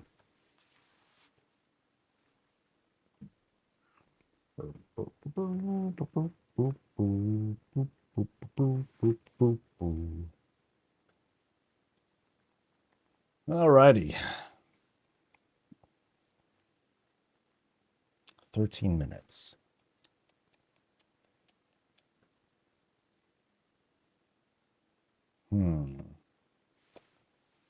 Yeah, we'll do this. And then we'll double check if there happens to be a trading post thing. And then we'll switch to work stream and we'll take care of that. All right. All right. This over here is Jitter's Place. We're over at Founders, and we have like a lot of little presentations or big presentations set up like as soon as we go in. So it feels very filled as soon as we walk in. But as we go down this rocky path, like they have a kind of thing. I like this touch here because what they did is, they have this kind of garage set up, but also it's like paved in a sense, so that way it's not like just like sinking into the dirt or nothing like that. So I find that to be very, very smart. As we move over here, we have, I believe, one of the newer tables, maybe? I haven't seen this table before, though. So I'm not sure if this is from like an Endeavor. I don't believe it is. It feels a bit low poly for an Endeavor table, but I'm not entirely sure. Dwarf stuff. Okay. Haven't seen it though. So I guess it's just not very often used. But yeah, we have some set pieces going on. Like I said, we have the fountain that's slightly sunk in for prettiness. We have the sentinel owl that's hanging out there. We have this the greenhouse that is housing one seed among like a number of small things here. But hopefully we'll see this thing grow into something magnificent over time. I don't have names for these guys yet. I don't know if I have names for them, but then they're both just kind of like angry. Anyway, fly points on the side, green's kind of all over. It's not it's not encroaching too much of the actual house, but we do have some things growing around it, including like the trails there on the side. And over here, we just have hey, let's have a spontaneous hot tub. Boom, right over here. Those times we want to like, be out of the rain, but want to be able to enjoy some of the outdoors while we have ourselves a soak. Nice. Bert and Ernie. Now, which one's Bert and which one's Ernie? I don't know. Oh, look, the additional touch. They added like the sentinel owl right over here. This is like the ring. This is like the ring camera, right? Only in this case, like if you're an intruder, it'll immediately just kind of like bust out the door and like start clawing your face out. Fun. Bert's the Burb. That could be an idea. We'll see if that sticks. So as soon as we go in, we have this kind of like dolled up entrance. They skimmed the whole thing here. They wanted to have like this sort of color set with, kind of a warm color, but pretty nice. Yeah. I don't even see like any clip, so it just looks very clean. But we put some stuff down, and then we walk in. We don't see the additional skims happening here, but first thing we see off to our right is this very grand fountain they set up. Multiple rounded elven tables are here to kind of like set the border. On the inside, you have one of these large, actually two, maybe two fountains, I think, that are being set up. One and then two, followed by the sentinel owls on the side. Very liberal use of those, which looks great. And up here we have some hats that are hanging here. That's cool. That's very convincing too. Yeah, at first glance, with the straw hat there on the side. And then we'll go there probably next because I can see the stairs that are leading up. Let's see what we have here. Oh, wow. Ooh. Okay, there's quite a bit going on here. So that looks like a kitchen area. That's cool. Yeah, let's explore this room. You know, this very large room that was set up. Interesting layout too. So we walked in, we're on the carpet. We see like some stuff on the side where it's like, okay, cool, dining table. We'll hit that up. But then we have like what's going on like up here. So we're presented with like this huge fireplace as like a center. And even before that, as we like cross over, we have like these huge beams that are going across that give a really good sense of kind of closed upness, but also this kind of realistic view of, you know, having this, you know, huge log cabin, you know, along with like the additional supports and everything. So I think that works out really, really good. We have a lot of spotlights, which is kind of interesting. I guess it's there to like help the tree grow, and it is growing really well because it's like just totally like busting through the ceiling and everything. And then over here we have a place to, you know, sit, do our thing, hang out, watch TV, hell yeah, and enjoy ourselves under the tree, which is inside the house. But also lots of bright lights uh, to illuminate the spot. I mean, look at it. Like it's super bright in here. Little thing to kind of see what's going on outside. TV is pretty a simple setup. You know, so we have like these kinds of pillars here, plus some crates, and then looks like a wall shelf to help to act as a. Actually, no, this here is a shelf. Yeah, this whole thing is a shelf, and then these crates are kind of obscuring stuff. It's kind of phased, kind of clipped down, and then boom, here's the TV. Yeah, I like that it's clean. You know, nothing too crazy, but it also has like this cool theme around it with the rugged textures on the side. Now again, huge fireplace that they set up. You know, it's raised, it's like embiggened like crazy. We have like purposeful spotlights that are being set up to brighten the spot even more. And then over here we have like you know, this kind of themed this kind of themed area for like pets. We got two Miss Murgles somehow, some way. Plus a Reptar, and I'm guessing this is where all the pets hang out. They hang out here, they're having a good time. Trying to have a good time. But cool, they have like their own little like, this is cute. I find this to be quite adorable. I'm gonna go boop, take a quick picture of that. And like more of the tree setups. That's cute. And then finally in this room we have like this grand dining table. Lots of drinks ready to go, ready to be served and all that. We have like, again, would like look like the spiced wine back there. Very nice. Yeah, that thing is like ready. And then what is through this shroud here? We have nothing. It's just a thing that's separated. Okay. That's cool. That works out just fine. And now I think we're going to go into the kitchen where all the stuff comes from. So we go in, we start off with our pantry. Here's the thing for like the pets to enjoy, although I'm surprised that it's not like out there. Maybe that's like their playground or whatnot. But then when they actually want to eat, they're over here. But yeah, dry pantry set up over here. We got our fridge. They just took this cabinet, threw some stuff on it, and called it a fridge. That works out for me. Yeah. Ooh, check out the stove though. Ooh, man. Okay, there's a lot going on with this thing. But before that, you know, we have this counter space, sink, pots and pans, shots, and a French press. Thank goodness. But yeah, check out the stove. Really intense. You got the Mechagon box plus table. Actually, not even a table. I think that's just part of this pillar that's being phased through to create one part overhead light, the other part kind of a vent. And as for the grills, we have kind of the usual, although these are big burners.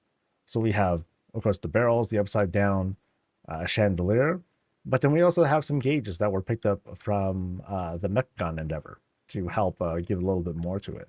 And it's further addressed by like this side table, what looks like kind of pillars here, as well as the Gilnean walls, and then finally we have the privacy, the Pandoran privacy screen, but also there's like glowies down here. So they added some sort of pulsing light here to create the effect of like an oven that's currently doing its business. So that's cool. Very detailed, actually. And then what do we have here? We have like, I guess, pantry stuff? Pantry stuff. Heck yeah. Very nice. So what are they doing? They're like learning how to make the latest thing. They're doing their prep. They refer back to the book, have some coffee, have some have some bread. Go back, check some more cooking, drink more coffee, have some bread, have more coffee again. Yeah, so easy flow. And then there's like a serving space that they set up here too. Nice. Just noticed that. Cool stuff, man. Cool stuff. So now we're going into this grand library of stuff. So check this out. Very intense. They got books all the way to the wall. I mean, we got huge books. Look at them. Like this thing is like as big as like my torso. It's like kind of crazy. Oh, but also a lot of effort too. Like check out all these books, all individual books. Not just like the piles of books or stacks of books. Like some of these they just actually put books. That's pretty good. Gathering places for folks to enjoy their reading. Yeah, these bookshelves are like really intense. Oh, I like that privacy screen that's being used for protecting, fire embers. Nice. And like lots of little detail and clutters that are added to like these shelves, a little sentinel there, treasure chest down there. Oh, there's the Arakota statue right up there too. What I like about this, like I can see things where it's like, oh, it's kind of like clipped through or whatever, but the point is, they wanted to fill up from wall to ceiling. Yeah, uh, this whole library vibe. Oop, I'm like chopping there. Sorry, guys. We have this whole library vibe, and I think it works out like really, really good. Yeah, very attractive. I think I should close some stuff because like I felt like some intense shoppiness there. That's not good. Nobody likes that. I'll leave that for now. All right. Did I see the library? Think I've seen the library. Oh, little crystal there too. Any secrets though? There might be. Anything behind here? Oh, we have a secret. It's a secret bathroom. Oh, that's an interesting take. A secret bathroom. So we do our little seat check. I think we're gonna look pretty good. Yeah, we look pretty good. Nice. So this one, very basic. Because we can see like how the tank sort of hovers, but that's okay. But it's using one of these kinds of crates slash tables with the cloth, TP right up top, and then we got our vanity. It's all good. So I think we have like there might be a second one, might be a similar bathroom on this side. It's just like yeah. So we have two bathrooms. Cool. Very neat. Oh, I just noticed the flush right there too. Sick. Love libraries. Libraries are great. Tons of potential there. Oh, and I just noticed how there is like some upper storage here. Very good detail. That's a very, very good detail.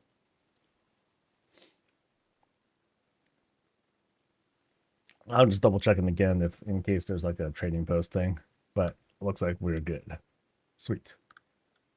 The tour will go on unimpeded. So let's backtrack. So we're now back in the main hall. The front door was that way. We're gonna go left and into the stairwell room. And what do we got? Arkandor. Very grand presentation right up there, just screaming, filling up this whole space. Well, here's another variation of a fire screen. They just put this window up here, which kind of works out, because we have it. We have it have that sort of glow, so as if we're seeing the fire behind it and everything. That's good. That's really good. Right back here was a kind of a laboratory with an overhang. We have a bunch of stuff being set up. Some new assets that we're getting to peek at here. Some Arakoa stuff. But all the fixins of not nefarious experiments. I mean, poisons and stuff, that's kind of part of the process. But so far, we're not seeing like dead bodies or coffins or whatnot. Not yet, that is. So we're doing a climb, checking around things in each corner. A little bit of random green up there. Oh, and check it out. So, a very interesting style. So, check out the roof. I'm sorry. Check out the ceiling. So they did a lot of different things here. So the roof has the Belemeth lining. It's framed with the blood elf shape, and then right in the middle you have all sorts of different windows and whatnot that make up this pattern. Moonwell, walking stones, windows that are just like I said, patterned in a certain way, but it just from the look of it, super bright. And you find, or I find that thanks to the windows, it brightens up the walking stones, and as if it's creating even more light. I don't think it really works like that, but it just brightens up the space even more. So some interesting contrasts here. The purple and gold and white, and then we have the blue lights and everything. I think that works out though. So we get to the top of the line. They added a little bit more here. A place to kind of sit and hang out. And then the netting here to just create another space for, I don't know, jumping around if they wanted to. I would feel super unsafe, but I could do that. So now we go through this door. We enter the bedroom. Nice and dolled up, especially with a tent to kind of close things off. And then we also have the additional tailoring drapes here to soften the space. Just to our right, we have this fireplace being set up, plus tree, a place for us to sit, enjoy some stuff. And this bathroom on the side as well. Oh, okay. Now this compared to the downstairs, the public toilets, they got the fancy one with the fancy looking vase object here, plus the bolt chair. We've got our tank and teepee right there as well. And boop, a very modest bath. Nothing too crazy. Just enough to get by, get comfortable, step off, wipe your feet, and you're good to go. Got some soft windows here. Here's where we'll get dressed, sit on our pretty vanity, drink some anima because that keeps us young somehow, get dressed, into some nightwear, hop into the bed. Boop. Snooze, snooze, snooze. Check out the additional lights that they have here as well to kind of soften the mood. But we get up, we start our day. Grab some weapons, grab some gear, jump out the window, and we're good to go. I like this. I like how this shape works out, because it's partially fused with the actual roof of the room. And it works. It works out really well. We have like this kind of like, boom, grand presentation. Very nice. And there is a hidden treasure room somewhere. So let's find it, shall we? Like, I don't think it's behind here because that's a solid object. So we're not going to look there. This is a stairwell room. So we're not going to see anything here either. Or at least we're not going to see anything crazy. But let's see, under the stairs. Yeah, this is the alchemy spots. So there shouldn't be anything there. This is the front. I don't think there's anything behind the fountain. Nope. Then over here, actually, yeah, so this is the bathroom stuff that we saw. Was there another room maybe? Perhaps I missed something. That'd be cool.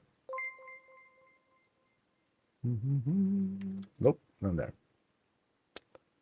So, oh, actually, I think I know what they meant. So let me go back to, oh gosh, sorry. I'm not kind of like shooting all over the place now. I think there was like something else. Kitchen area. Cool. But I want treasure. Where is the treasure? Okay, so here's where all the pets are again. You know, they're all hanging out, doing their thing. Library again. Be careful. Be careful. The hidden treasure room has an alarm, it says. Hmm.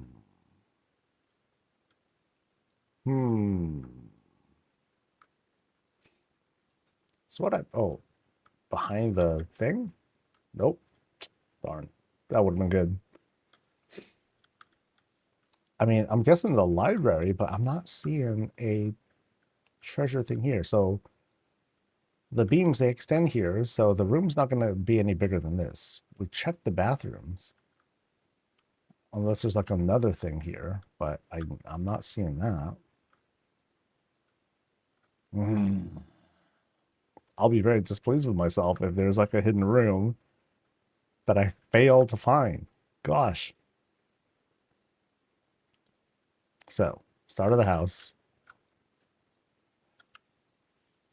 I don't, yeah. I mean, maybe it's something that was carved out. So, like, there's this upper area for like storage stuff, but it doesn't look like it's meant to be accessible. Yeah. So, there's no way to like actually go up there. Or here. Here's like the beams and everything. Excuse me. And then there's a TV. You know, we kind of go behind here, but there's nothing behind that. Bummer.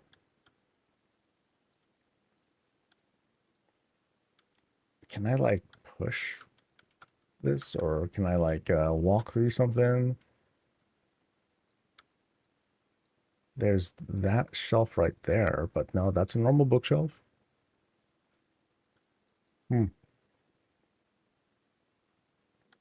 mean, I'm guessing it would be behind this. This is the only place that I can't really get behind. But yeah, if I can't find it, then damn. Then I suck. About that. Then I blow. All right, let me check upstairs real quick. I did not make sure I didn't miss anything in the bedroom. So, window, window. Okay, I shouldn't be able to go behind this. Nope. And then bathroom. That was carved out. Damn. So I apologize. So I feel bad. I'm sorry. I couldn't find their secret treasure room with the alarm or whatever that is. Oh, this is gonna bother me today, dude. If I can't find it, and I don't think I'm gonna find it. Shit.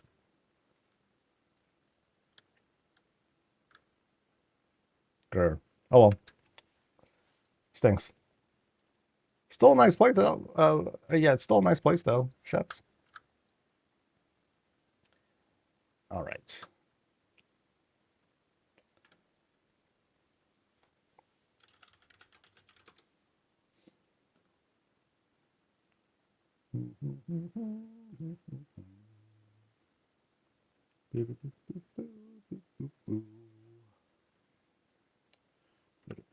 Sorry, just checking something real quick.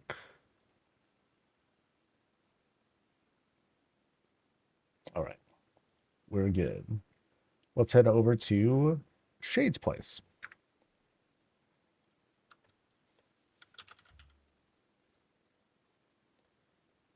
At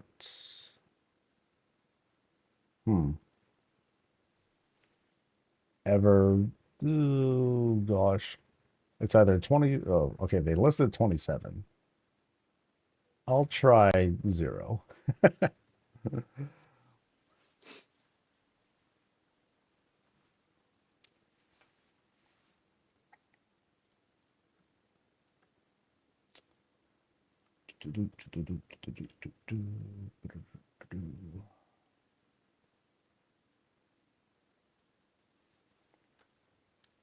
Alrighty. Ooh, fancy.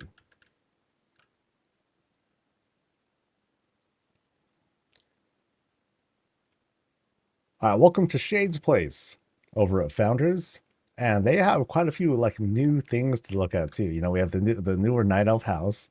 We have this Niffin ride. Oh, this is a cool wagon. Now that I really take like a good look at it, this is pretty sick. I love the shaping of this thing. Yeah, let's look at the house. So kind of an interesting orientation of things because the front of the house is there, and then Sassy Dragon is just like off looking into the distance. And maybe that's the point because she's Sassy Dragon. Like, that's just how that goes. We got Birdo right over here who is enjoying their meal plus water. Very nice. Somewhere here are 2 puppies or creatures of some sort. I'm just going to say puppies. They might be dino puppies. It could be something else. It's all good. We have, well, in the back, and then over here, oh, we just have like this nice, humble gathering spot. Bench is set up. A couple things are out there. Okay, maybe like one person happens to be out here. They're just waiting for some guests to arrive, and then it's like, yo, let's just hang out, chat about how the patch is going and all that. Have a couple drinks, guys. Relax. Oh, and then there's like more fixings all set up as well. Yeah, so a very gracious host with plenty of food and nummy things ready to go, and of course, plenty of drink. The house itself is super dressed. Like, check it out. Nice touches here because you have like, here's like the gathering spot. There's a tree right here, and then you have the Borealis string lights here to help like set like this, you know, the overhead mood and set up the lighting so people can see things from a bit afar. And you have like this nice little shot of like just friends who are gathering here having a chat. Over on the house itself, it's dressed super nice. Lots of greens to soften up any of the lines here. And then up top, you have like all sorts of things that are set up. You have the mini tower set up and all to give that much more thickness to the Calderai house. Nice. Let's head on in. And I'll be right back.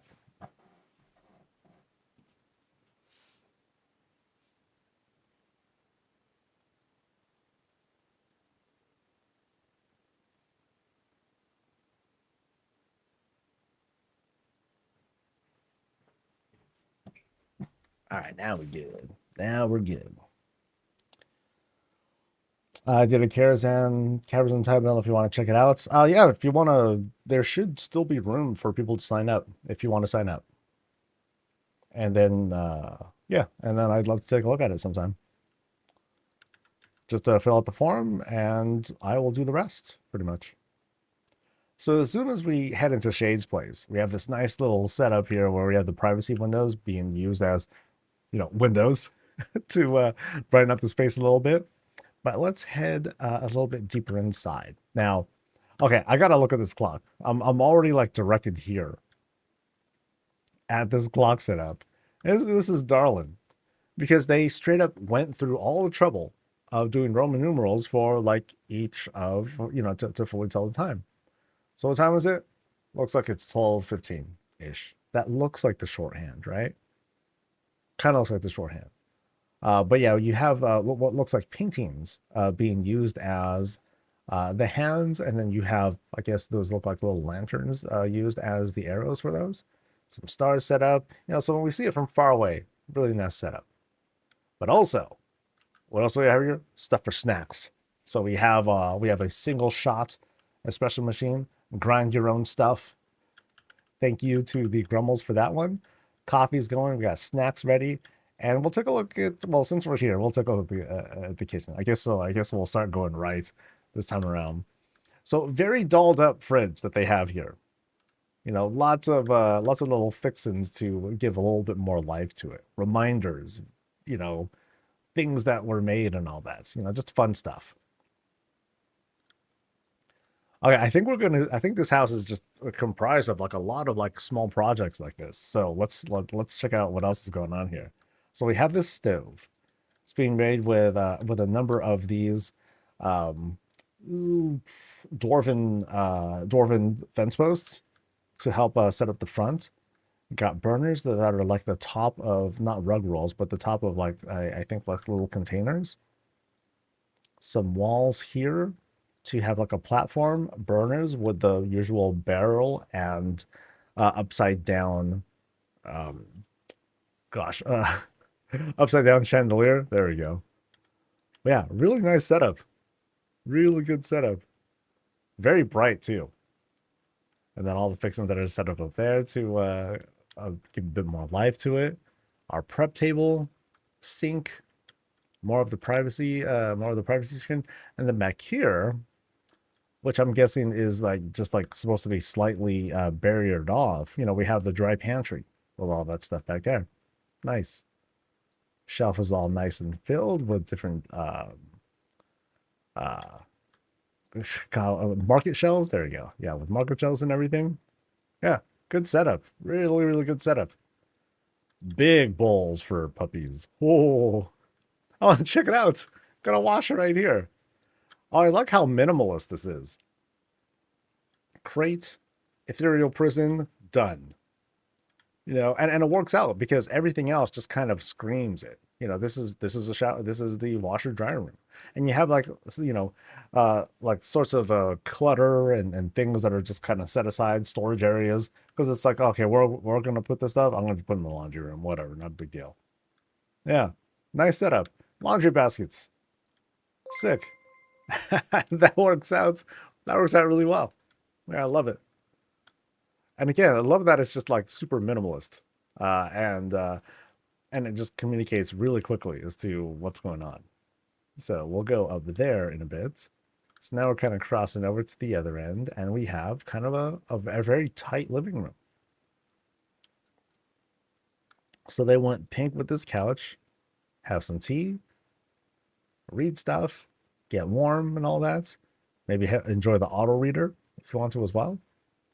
A very interesting mix of colors because we have like some pinks here, some purples there, some greens down here as well. So I don't know if they intend later to like paint it or whatnot, you know, all good, but nice setup.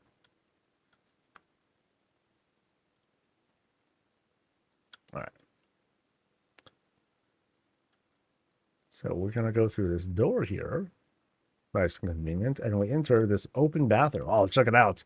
Not even, no shroud, no nothing. It's just like, yo, I gotta go. Boom. Let me go ahead and do my business right inside this watered coffin. It's all good. I mean, it's very clean looking. You know, it's a clean setup. Kind of blocky, but again, sharp lines, very compact, does everything I need to. I like what they did here. They just like flipped this object around to be like the base for the TP. Boom, there you go. Wash up, you're good to go. And then you come out and they're like, dude, you stink. I'm like, whatever. Why don't you install a door, buddy?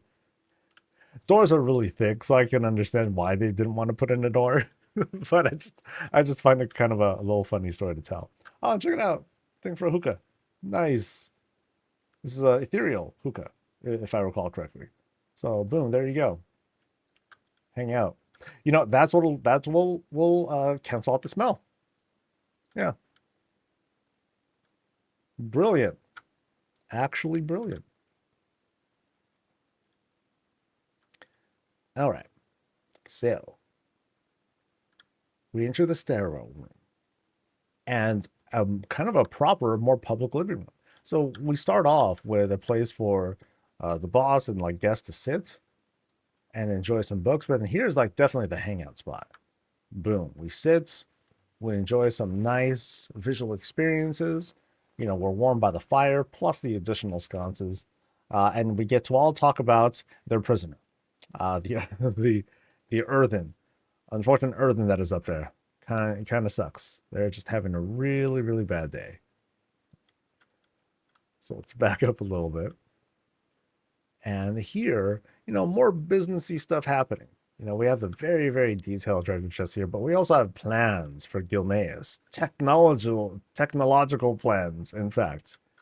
What's in store for the embattled region? Only recently liberated too. Shucks. And here's otherwise a place to more or less study. Actually write stuff down, because there's otherwise no other place to sit. I mean, you can sit here, but then a little bit more seating for a small group. Because again, plans for Gilneas. I love this thing. This thing's so cool. I want to see like what kind of ridiculous things they do with that statue at some point. But let's make the climb. Hi, Blue. We'll make the climb past the very, very ancient looking shelf. Ooh, boy. That takes me back.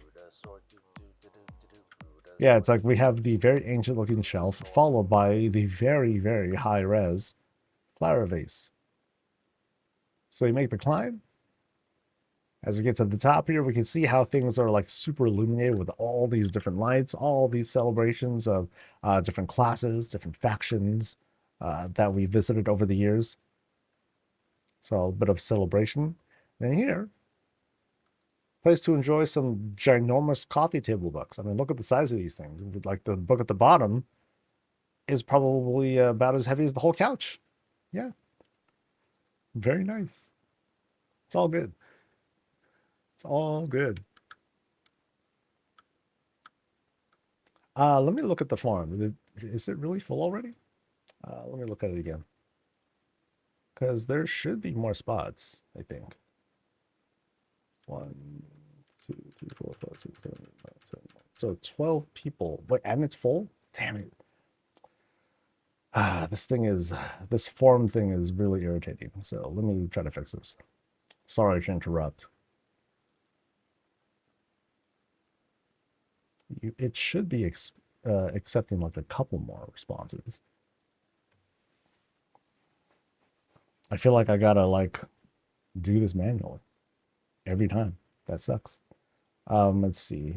Once again, so there are 1, 2, 3, 4, 5, 6, 7, 8, 9, 10. So there are 12 people that signed up so far from the looks of it. I want to do like 8 more. So let me see if I can get this to work. No. I already interrupted. It's cool because the magic of editing later will fix this. It's okay. I just need this thing to work. Failed to load the tool. That's exactly what I don't want to hear.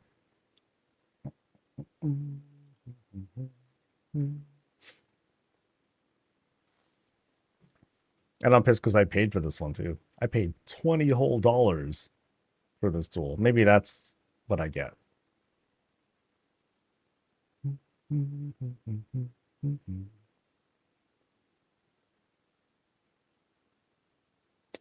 Well, I guess I will have to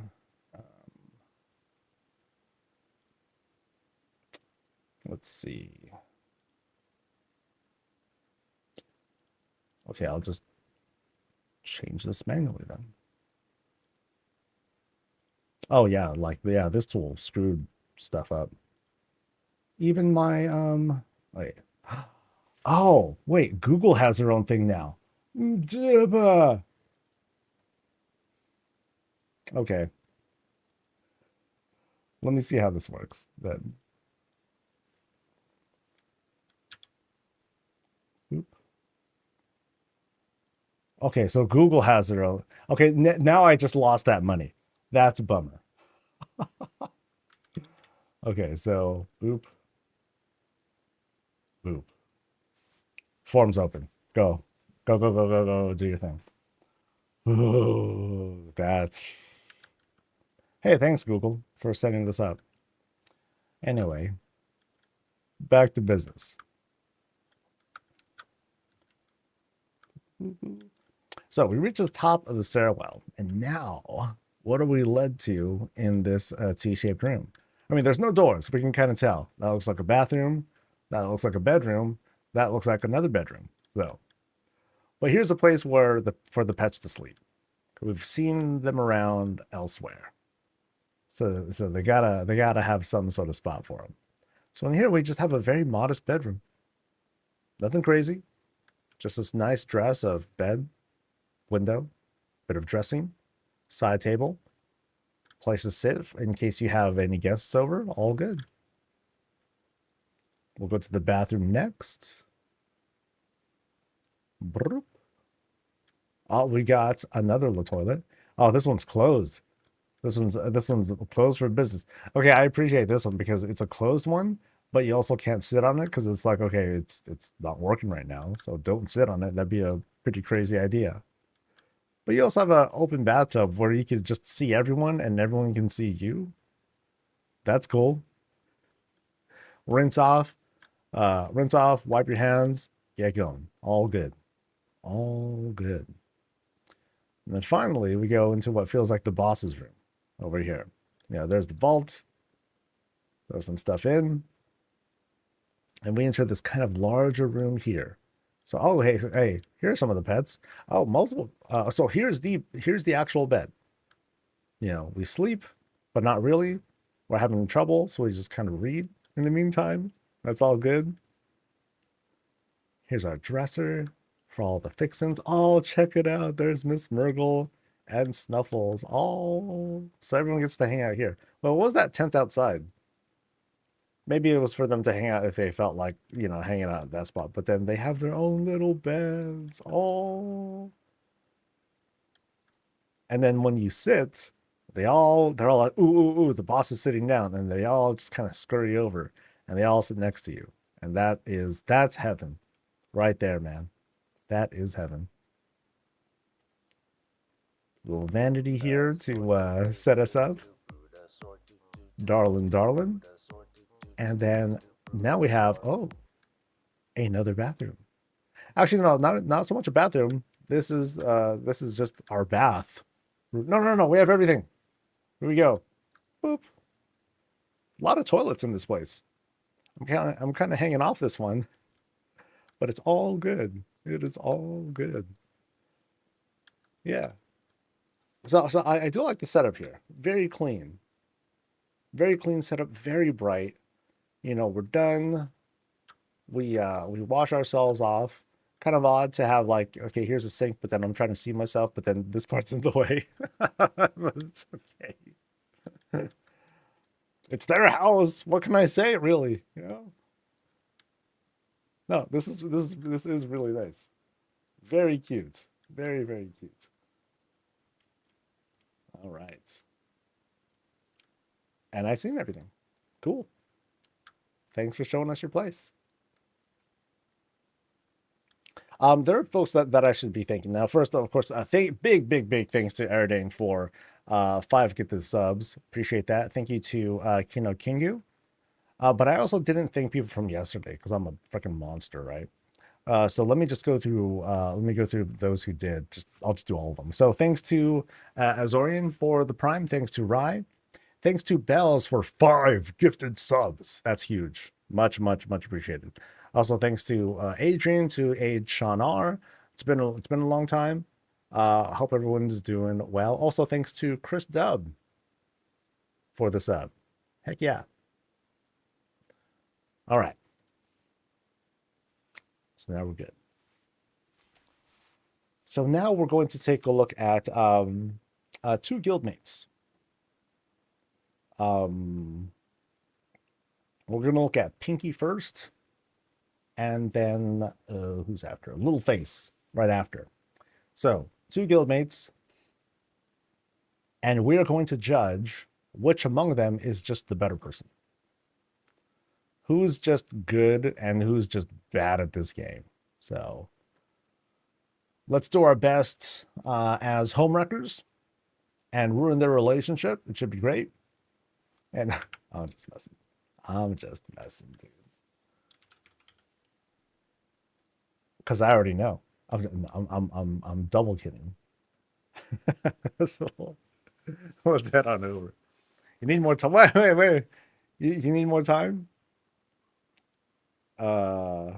So do you want me to Do you want to push off? Go a little face. Oh, okay. Oh, so you can get. So Pinky is saying, "Oh, just give me like 20 minutes, and I will just blow that scrub out of the water."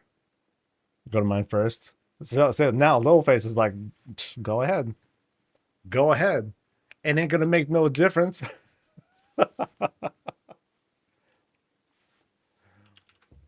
Oh, I'm the worst. I'm the worst. Okay, so we'll go Littleface's first.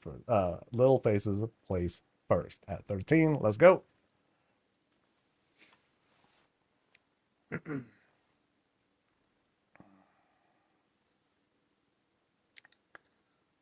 way hers is way better than mine. Oh, now we got this whole modesty thing. Okay, it's yeah. Uh-huh. All right. Let me make sure I'm getting the order right here. Um, cool.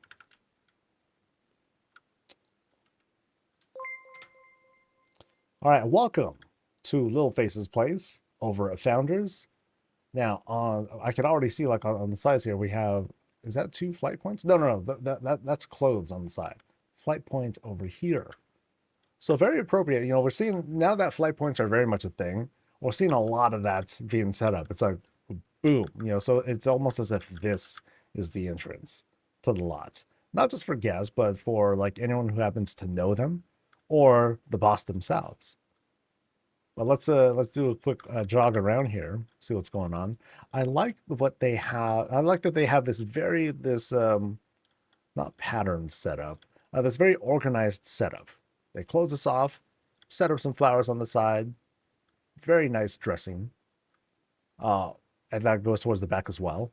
A little well on the side, place for puppy, clothes are hanging. We can hang out here and enjoy some of the animal life that's out there.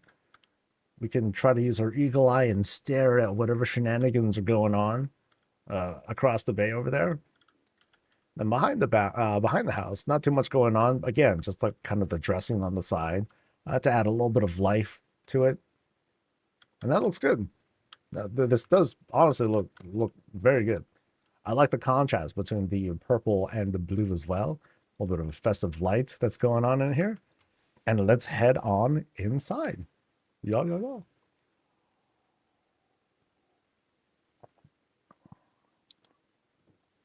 So there's the boss of the house. Hello. And as soon as we go in, we have an opportunity to sit down, take off our shoes, make it kind of keep things clean, lay some stuff down that we had picked up, say hello to the alliance, I guess. We go in and we open up with this kind of living room space where we can enjoy some of the collections that have been built up over time. We have a little Snuffles and Reptar right up top because they're first place together. Jack and Jill, they're like second place because they're Jack and Jill. They always go together. And then Zaltas down there, and then Seedling. I don't know what the placing is there. I don't know what that means, but as long as they're on top, that's the most important thing. So let's hang out with the boss for a quick second. I really like the dye choices here. Nice and dark, really warm. Terrible for breadcrumbs, but it's okay. It's okay. We have this gate here to prevent pets or whatnots from getting into trouble. And otherwise, we have this very dressed up fireplace. Some greens on the side. You got the train set that's going over there. The candle, only adds a little bit, but it helps to illuminate the deer head up top. And then check it out, a 3D painting of Snuffles right up here. That's cool. That's hella cool. But yeah, I like the way that this whole thing is dolled up. It's very not normal, but it has this very familiar feeling to it, and that always feels good. And then that is probably work in progress. We'll take a peek at that like a little bit later. Over here, though, gaming stuff. Card games are going. Snuffles and Reptar, they're hanging out as well. Or it's like some sort of like card reading or whatnot. That's kind of cool. And then more collections of things that have been built up. extra cushions in case like you guys have been gaming for too long and you want to get a little bit more comfortable. But then here's another kind of like boss chair, because you sit, you kick your feet back, you know, you do some reading, you pull a lever. I want to pull the lever. No, no, no. That's an incense burner, I think, right? I think that's an incense burner, but it also looks like a lever. like, like you hit this, and then all of a sudden, the chair like it's an elevator, and then it goes down to the like the freaking bat cave or something. That'd be pretty awesome. I do tend to let my imagination get away with me, so it's a tarot reading. That makes too much sense. So real quick, I'm just double checking. Okay, this is a work in progress, right? Yep, work in progress. We got Miss Murgle. No, actually, no. This is just Miss Murgle's room. She's like, "What are you doing in here? No one told you you can come in. I have a secret door for a reason. Hello." And oh, this turned out to be a lot more than I thought. Okay, so not so much work in progress. Maybe a little bit. But now we're greeted with the outside. Hell yeah. So now we've gone out to like this full yard with a raised porch area. Oh, sick. Yeah, what a nice setup. We have this good spread of food and fixins. It's all, you know, very festive, all dolled up. String lights all around each side. We have this like hot tub setup as well. Sick. Can't say no to a hot tub. Boop. Very cool. Very, very cool. Then off on the side, as we kind of pan across, we're starting from the right this time because I'm weird. We have all the treasure that has been accrued. You know, they got guards. Good job, guys. Guards are hanging, but we're also hanging out outside. So maybe it's more like not so much a storage area, but more like, oh, it's post raid, right? It's post raid, and like, here's all the stuff that we got, guys. Well done. Like, yeah, cool. We're so awesome. And then panning across a little bit more, we have some of the fixings here to help fill up space. And I know that it's definitely a challenge to try to fill everything else out here to create a proper illusion. It's hard, you know. So I think people will start developing like different sorts of techniques or designs to help out with this. And then here we have like this back bar area. Nice.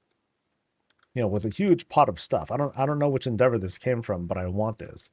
And I want to put like a coffee bean bag in here just to kind of be like, yeah, here's where some of the beans are. That'd be kind of cool. Oh, we have this not fire pit, but we have this sort of bonfire thing going right over here. While people who aren't sitting up there on the porch, they can just like sit down here and enjoy some dim sum and takeout. Nice. Think that's sniffing. Yeah, I really can't wait till I go out there and like start. I haven't even bought anything yet. I have like a number of tickets, but like not too many. Really nice though. Really, really cool setup. And again here, like here's where, you know, again, a challenge is being presented to players on how they want to create you know, a clever enough illusion. So what's going on here? They did a lot actually. So they set up like they basically set up you know, walls and everything to create a more convincing transition. You know, there's more that could be done, and again, it's just a challenge. But this is like a great start. This is a really, really good start. All right, so very nice setup that they have there. Let's go ahead and retreat. Sorry, Miss Murgle, for interrupting your dinner or whatever. Back in we go, and let's take a look at what they have here. So it's a small work area. You know, we sit, we do our thing, we have our plans for Gilneas, as always. It's kind of a private spot for a little bit of work. Part closet, too, you know, just to store a couple of like extra knickknacks. So, as we cross over now, we enter this more library-ish kind of area. Kind of a workspace, a group workspace even. You know, books all over the place, some collections. private places to like read on your own, but group places for folks to like discuss things. Like, oh my God, when is Blizz gonna fix their game? Jeez. Now, a very interesting thing that they have set up here. So they didn't raise the floor. They just created like a skin on top of it. You know, there are different ways they could go about it. I mean, they did the rug, but it's like, let's do more than a rug. Let's do a little bit more. So they took these platforms, just go like, merp, and clip them in kind of deep. That's cool. That's a really cool touch. So here we have like these two different seats, like a his and her or boss and minion kind of setup. But I would say this is the more comfy chair. This one just looks nicer, but I would definitely sit in this one if I had a choice. Or a place to hang out too. And then over here, we have another secret thing. Oh, we do. Okay, we'll go there in a bit. I want to explore the rest of this room first. So we can imagine like a whole group of people that are like all hanging out here, all kind of doing their own thing. But they're all like looking stuff up, reading things, and like just enjoying stuff. Like a book club sort of dealy. And it shows. Like you have books just kind of lying around all over the place. Like nice little knickknacks and you know, this sort of like clutter, disorganization. You know, it's a used room, you know? Sorry. So as we go in here so now we're entering this kind of like secret club room where things are happening. But what kind of things? Not sure. I love the skin of this bed. Nice and simple, but like darkened up and all that. I like it. I really do like that. It's a bit of a contrast with the rest of the rugged stuff, but I just like it. This little nook, though, it's being closed off quite cleverly using the rugged trellis plus curtains to close off the space like just a little bit more, but nothing that's like too tight. So now you have like this little bedroom and workspace or a place to like rest, take a nap, because there's some war plans that are being discussed here. We have, well, basically whoever's not performing up to task, they're going to get their head chopped off. And then they'll get processed and skewered, and then they'll become, well, skewers. Yes, we'll eat you. Whatever. It's kind of how it goes sometimes, man. Sometimes in Warcraft, like, times get really tough. Yeah, a lot of different little things happening here. From sleeping to studying to planning to death to processing. A lot of things. Oh, and then finally, you know, a place for someone to have some noodles. Nice. So let's backtrack a little bit. Oh, a ghost. Ooh, scary. I like how that happens to work out like that. It's appropriately kind of creepy. All right. So on the other side here, now we enter this kitchen proper. So lots of lots of room for folks to like sit and enjoy stuff. I'm seeing this second floor. Okay, let's kind of make our way back there. A shelf with the fixins, all good. Now let's check this out. What do we have here? We have, oh man.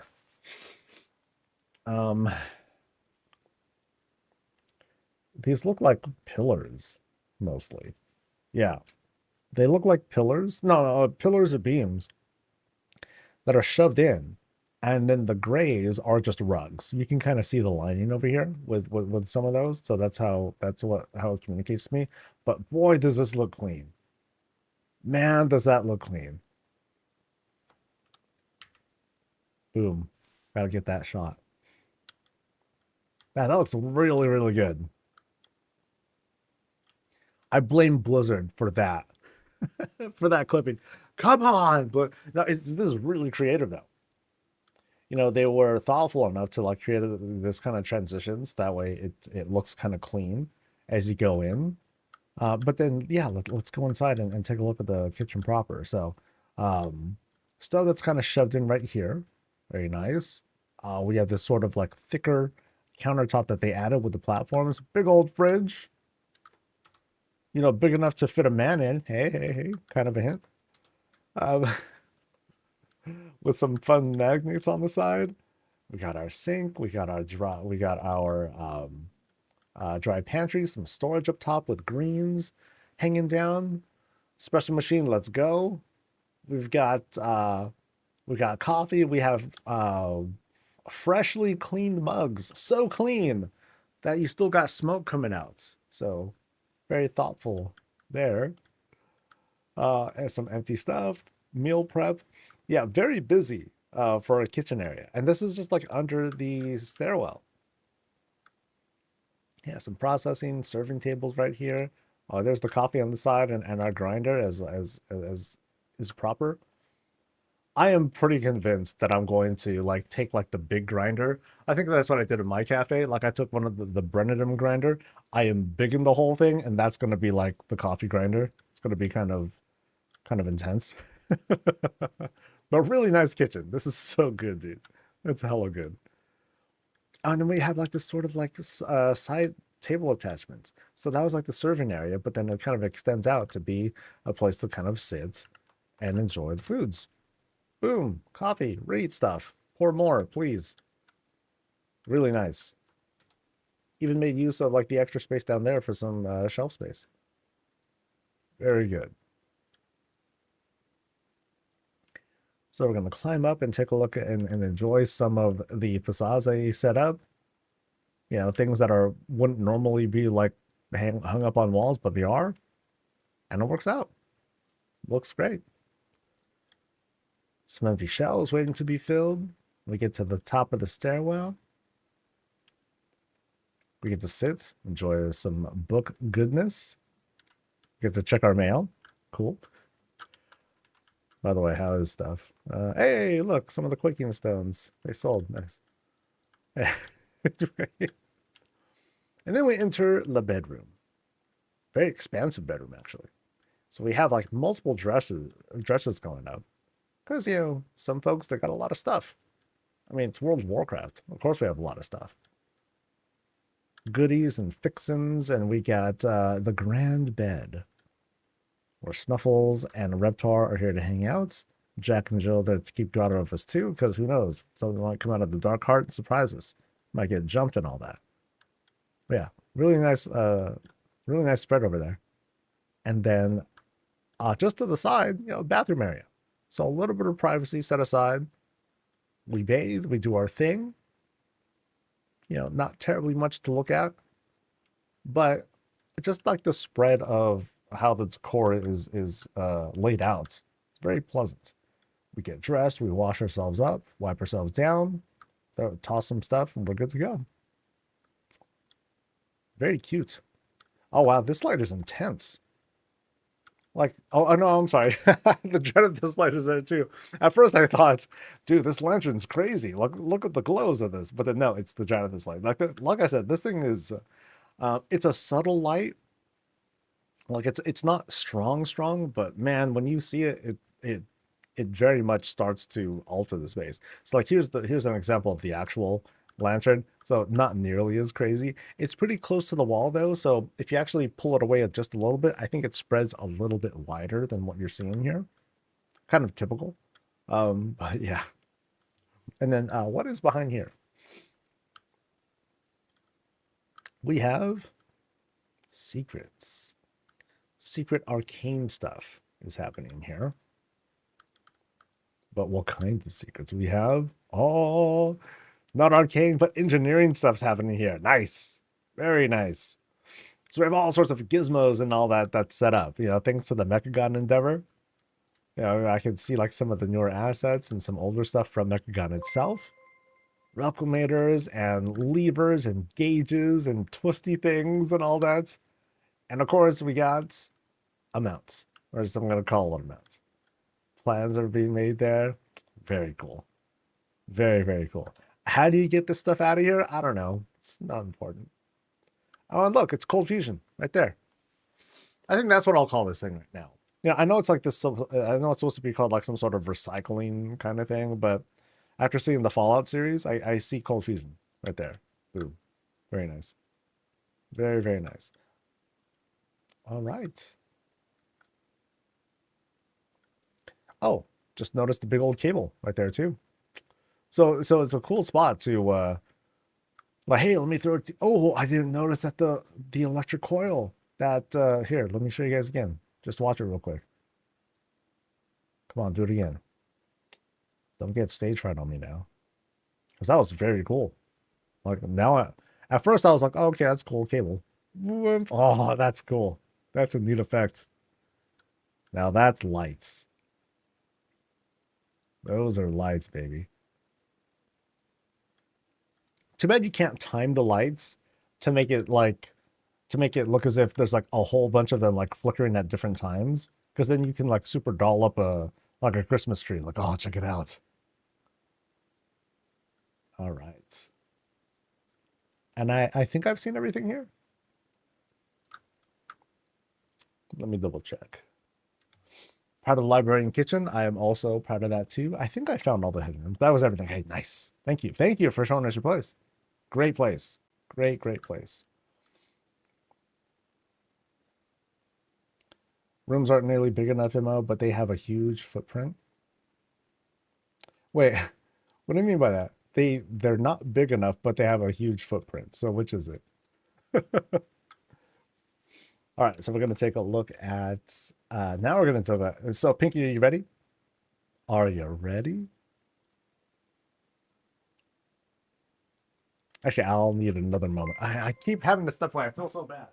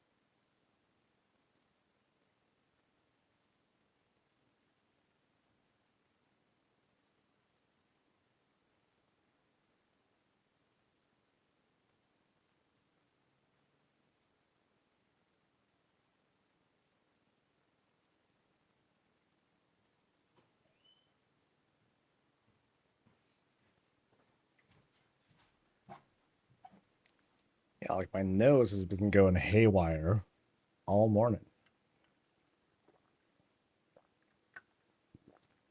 Ugh, gosh. All right. So, like I have to straight up take allergy meds. Sheesh.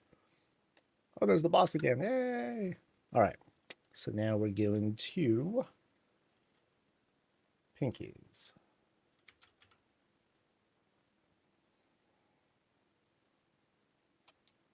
All right. Yeah, we're going. We're going.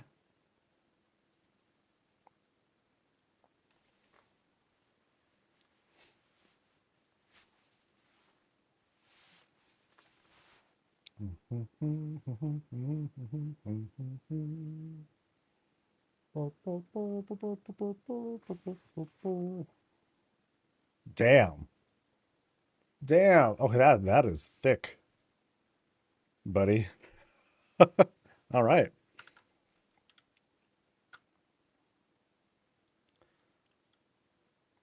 Okay. So this is Pinky's place over at Founders. We're at 0 and okay, this is like the first time that I've been able to see the medium-sized house. So World first, baby. Okay, not really, but this is thick. Holy cow, dude. So here is like the normal size of the house, right? So there's like the base, there's like the front, and that's kind of it. But they just added like this huge extension on the side here. That's crazy. That's a lot, man. Ooh. Yeah, that takes up significant amounts of real estate, which is great for some. For others, that's like okay, it's like a little bit too big or whatever. But oh well, really nice though, man. I'd love to see like how the mediums look on for the other places too. Yeah, this is big. And think of it. This is a medium-sized house. There's going to be a large one at some point. We don't know when exactly, but let's take a look at the other stuff here. So check out this kind of fire pit they have set up.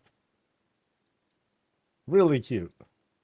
All sorts of different colors, all different rugs in a very good pattern, but pretty much like yeah, a whole bunch of colors. Very cute. And then what's down here are the Pandaran grills that are just like they're kind of pushed all the way down to create this sort of surrounding effect. No, this is cool. This is very, very cool. I love the colors. Surrounding the area are a bunch of these wagons that I don't know if they are meant to like serve as outhouses or whatnot, but it's just a nice dress that we have here. It helps to round out the space because we have the water and everything. We have places to hang out there, the void well, little toilet here, but then the rest of it is like lined with these carts, and it does a good job of at least creating this surrounding space. It's a very enclosed spot here. Yeah, very festive, very very festive. I like it. It's cool. Oh, it's like clans visiting. Ah, that's cool. That's cool. All right. Well, as Snuffles and Reptar, as they're like overseeing, actually multiples of them are overseeing what's going on. Let's go inside the house. This level 8 house. Sheesh, that's a lot, man.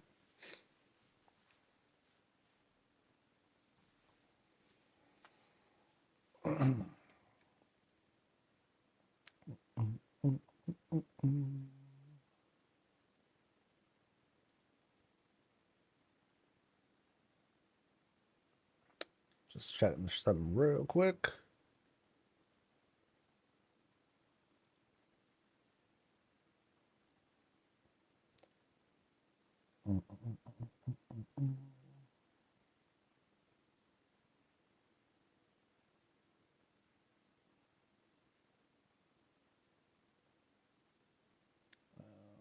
Okay, cool.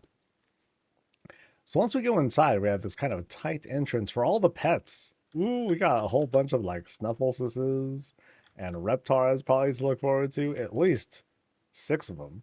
But they all hang out here. But as soon as we go in, oh, it's kind of like a lobby, like a welcome in lobby. So here's Miss Myrtle. She's playing as like the person who's gonna take over like the guest book and all that. He's like, yo, sign here, do your stuff, all good, have a snack, don't burn your hands. Maybe she has a pretty sassy attitude, but she looks so cute. All right. Oh, and then Reptar over there and stuff was there just kind of keeping themselves warm. It's more okay. Maybe it's like their house more than anyone. But I love this presentation here. We have like these really, this really very subdued look on the colors. It's contrasted by the brown flooring and all that. But I just like this. It just it's like very gray, purple, blue, that kind of vibe with small contrast with the fire and everything. But it's just a very nice presentation using these Pandaran walls as a backdrop. Yeah, cool. What's behind here? Nothing. It's cool too. Let's head over to the spot. Oh, look at this. It's so politically correct. We have like we have the aligned side, and then we have the better side. So segregated seating. I'm just messing. But you know, everyone eats, everyone feasts, everyone has a good time, and it's enforced with violence. You know? But it's so clean. It's great. I love it. Off to the sides here, you have people who are like, okay, maybe I'm not interested in the meats or the grills. I'm just gonna have myself some xiaolongbao and like some noodles and stuff. All good. All good. Or tea. Have some tea. Now as we get into this spot, oh dude, this I'm like it's like I'm at a fair. It feels like I'm at a cultural fair of sorts. So let's take the tour. This is gonna be a slow one. So here is Kulturen Land. So they eat, they feast. That's what they're all about. Good food. Very nice with this setup here. Wheel. I forgot exactly where this wheel comes from, actually. I think that's a chandelier, actually. So I think it's a chandelier. Rug to create that spot. And over here, we visit Valdrakken. We got the 5 flights being represented. Put it right on. And of course, you can feast over here. And then here we into Draenei Land. Very nice. With all the fixins, including the enchantments. Did you just hit with the Xiaolongbao and expect me to not be? Oh yeah, I didn't even realize I said Xiaolongbao. I thought I said, I usually say dim sum because people tend to understand that like more easily. Anyway, dwarf stuff. Dark iron, dark irons and the dwarves are being represented. The 3 hammers, I guess you can call it. Or maybe we'll see like maybe we'll see like the earthen separately or something like that. These are very cool. By the way, these are just very cool like homages and dedications to each of the races. I think that's awesome. Oh, check out how the Mechagon stuff is looking. This is wild. This is why I love Mechagon. Just as a theme, just lots of animation, lots of life, and poppiness to like everything that they do because it's just so off the wall. But then they added a little bit more with like different colors and all sorts of stuff to just make it even crazier. Up there you have the Niffin. Hi, Niffin. Okay, moving on. It's just like this one little corner. Anyone inside? No one's inside. Well, okay, I'll go inside. Oh, I can't go inside. Wait, hello. I think I can click it. Nope, I'm missing it. Oh, there it is. Stool. Oh, I'm too far away. No. There we go. Yay! I made it in. And now, this is my tomb. Oh crap. So, this is what it's like. First person perspective as a Niffin. Okay, it's definitely like a prison, but but it's not. It's a functioning stall. Like, yeah. And of course, you got to have a very nice presentation from the Calderai using their ginormous tent and all the lovely fixins that are afforded to them. Really cool. It's so this is like a recruitment center. So I said it's like a fair. So maybe it's like a job fair. Yeah, it's a job fair where everyone's invited. But then if you decide to, hey, you want to join us, cool. And then all of a sudden they just kind of like metamorphosize you, or they just kind of change your body structure. Okay, now you're a night elf. It's like, okay, I didn't ask for that much. Okay. And then right next to the night elves, we have the goblins. And again, like with the crazy colors, and the animations and everything. Like, goblin stuff is so alive with the personality. Doesn't have like all the same kinds of animations that the Mechagon folks did, but it's just like the overall design of what they do is super loud. Oh, Pandaren looked great too. I didn't even realize this tent was a thing. This looks awesome. So it's doing like a double countertop because can't have enough cooking. Some food setup, books and all that. Sick. Oh, the Sandalite Troll setup is really good too. Super tribal looking.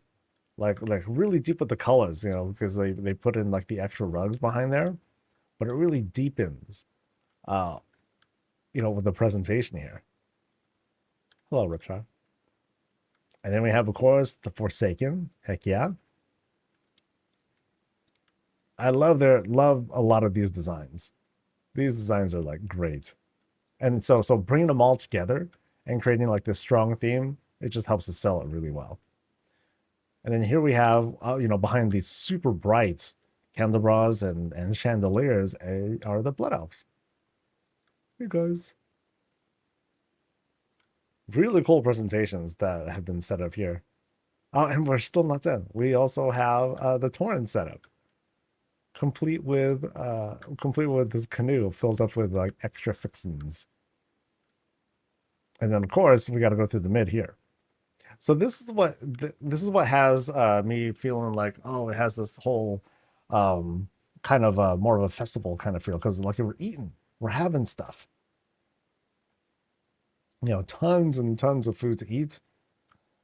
And then here I guess we have like kind of like maybe like humans and orcs in this spot, because I guess they're so damn special. Whatever. I mean, and there's so many other races that we haven't seen yet. So I'd love to see, like, when the time comes, let's say, oh, show us like the Nightborn, or show us like Maghar orcs, or show us the little fox people, the Volpira. Show us some more of that. And yeah, there's more to come. This is really cool. Yay. All right.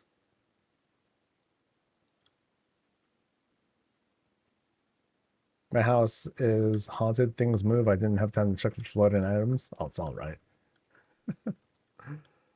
All right, so we checked out this banquet room, and then there was I think where we came from. Actually, let me backtrack. So start off here, reception room, and then there's like a back room, that side here too, and then now we're going to the kitchen-ish.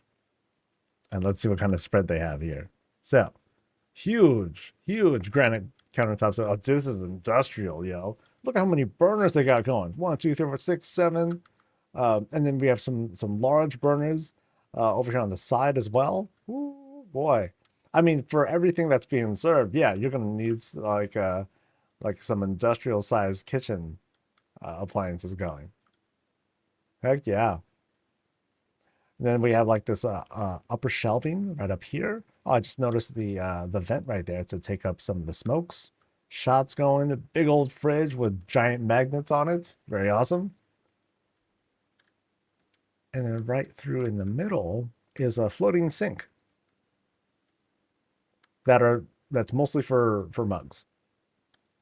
Because gotta keep the drinks coming. 100%. Ooh, haunted stuff. And then pizza ovens on the side too. Nice. All right, so we're here in this room. This will kind of losing my sense of orientation here. So now, oh, check it out. Ooh, really neat. So we have this kind of other side spots, and there's the boss of the place. Hey, so you kind of got to hop over if you're gonna be doing things. But yeah, we have this whole drink bar setup. So check it out. We have the 2 kinds of coffee makers that are available from the Grummels. Very nice. So like all the little fixins for like for mass producing coffee goodness. So this is my spot, right? This is where you'll see me most of the time, either hanging out, or if there's like some extra chairs to like just kind of like kick my feet back and like have a book ready or whatnot, or just kind of lounge. I'm gonna be there. I'll invite guests over, like, let's just chat, have hang out. Some folks will be like, okay, I'm just gonna do this. I'm gonna have some coffee, slurp, slurp, slurp, read the book, get a little bit from the hookah over there, and just keep going. Boom. Really nice. I like this too. Like, check it out. Like here, we just like vibe in this spot and just get super baked. And then just stare at this all day. Like, yo, check it out, man. And then just talk about the secrets of the universe all day. That's cool. That's really, really cool. And I think this happens to be the back area that we saw too. So let me double check. I want to make sure that I saw everything in this part of the place. Oh, actually, I think I missed this part. I'm going to guess pantry? Pantry? Pantry? Heck no, not a pantry at all. So this happens to be the bedroom. Ah, interesting place for a bedroom. But it's all good. You get to keep warm. You know, very, very bright walls. So when it comes to night time, like you probably want to use something like this to darken the space up a little bit. Hopefully Reptar isn't making too much noise.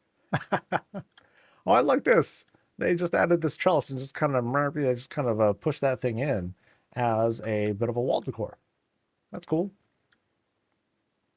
If they're not sleeping, they're doing a little bit of relaxing, kicking back, saying hi to the deer. This is the very first room you made. I should change it to a... It's all good. Sometimes people want to sleep next to the kitchen.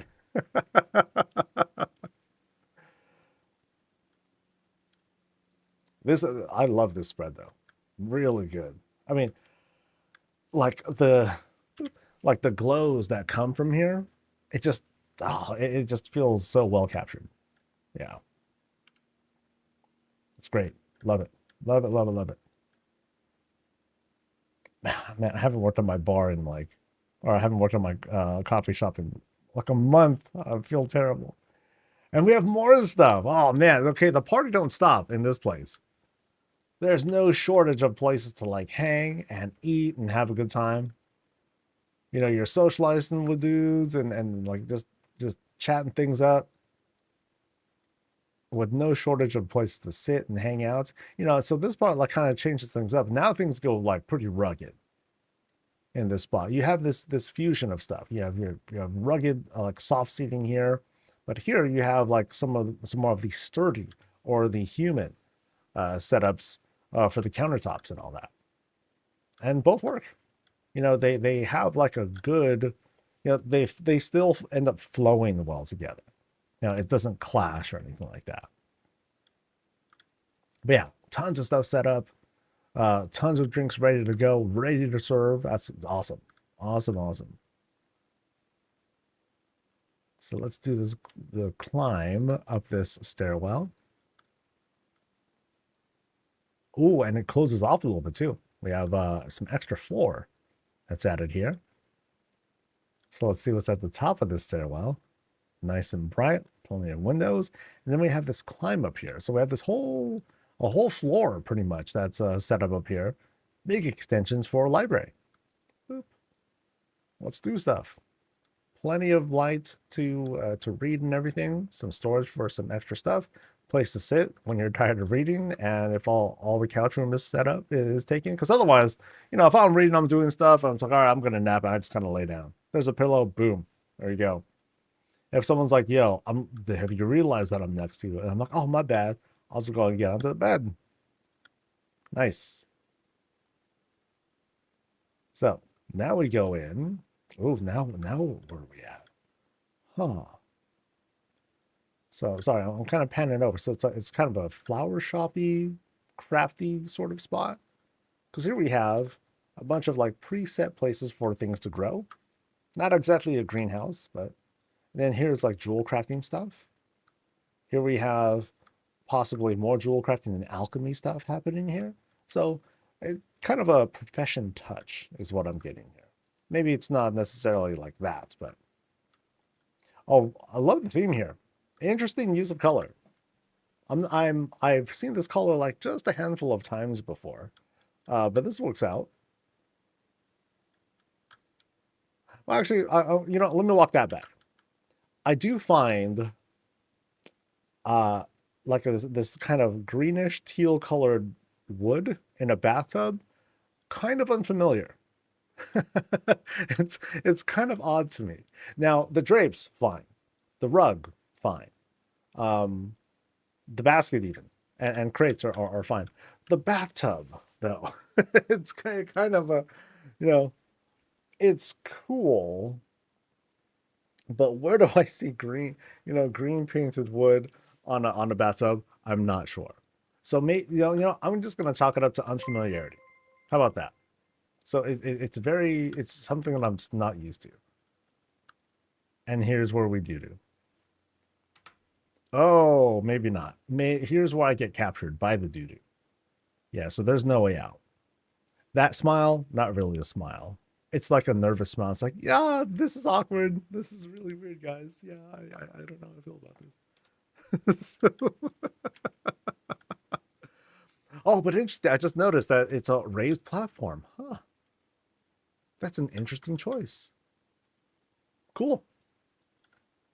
And then right next to it, we have kind of a bunk area. You know, beds are kind of resized. They're a little bit smaller than normal, so they can like all fit into this smaller room. But it's kind of like a kid's room, if you want it to be like that. Different themes and everything. Or it could be the pet's room, for all we know. Ooh, now check this out. We have this kind of crazy setup. Okay, lots of engineering things are going on over here. Big old Pac-Man, which is very darling. I think that's adorable. Lots of fixings here in this engineering room. And not exactly a battle station, but well, how fun. Very, very fun. All right. So we're going to make our way to that room in just a bit. So I'm going to make sure that I'm not missing too much. I mean, I feel like I didn't really appreciate like this room enough.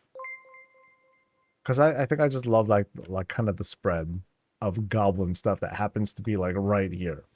You know, we got goblin contraptions. We got a straight up like freaking dumpster can on fire. I do find that very, very humorous. And out here, this feels like all business. Business. No, it's gaming. Gaming's happening here. We got foosball. Heck yeah. Okay, that's hella cute. I've seen other variations of this. I've seen the foosball stuff. This is the first time I've seen Snuffles and Reptiles being used for it. But I've also seen the Diablo chess pieces that are used for it. This is very intense though. It's got lighting and everything. It also has little nets to catch the ball. That's smart. That's pretty darn smart. Love it. Yeah, some more kinds of festive stuff is happening over here. Some class celebrations, representations, some studying. What else are we studying? Cold fusion, obviously. Then we also have some card gaming on the side. Chess. 2 games of chess that are going. And they're all vying for the prize of whatever the hell Diablo decided to leave behind for. And over here, we have kind of like this like different sort of card battle game going on. Nice. So who's gonna win though? We've got Flamethrower, we've got Onyxia and Snuffles versus Reptar, Rocket, and Flamingo. I think Reptar team does not have the upper hand. You know, there's a little something about Flamethrower plus Onyxia that just feels really intimidating. I don't quite know what Flamingo has to offer here. What do they bring to the table? I'm not quite sure.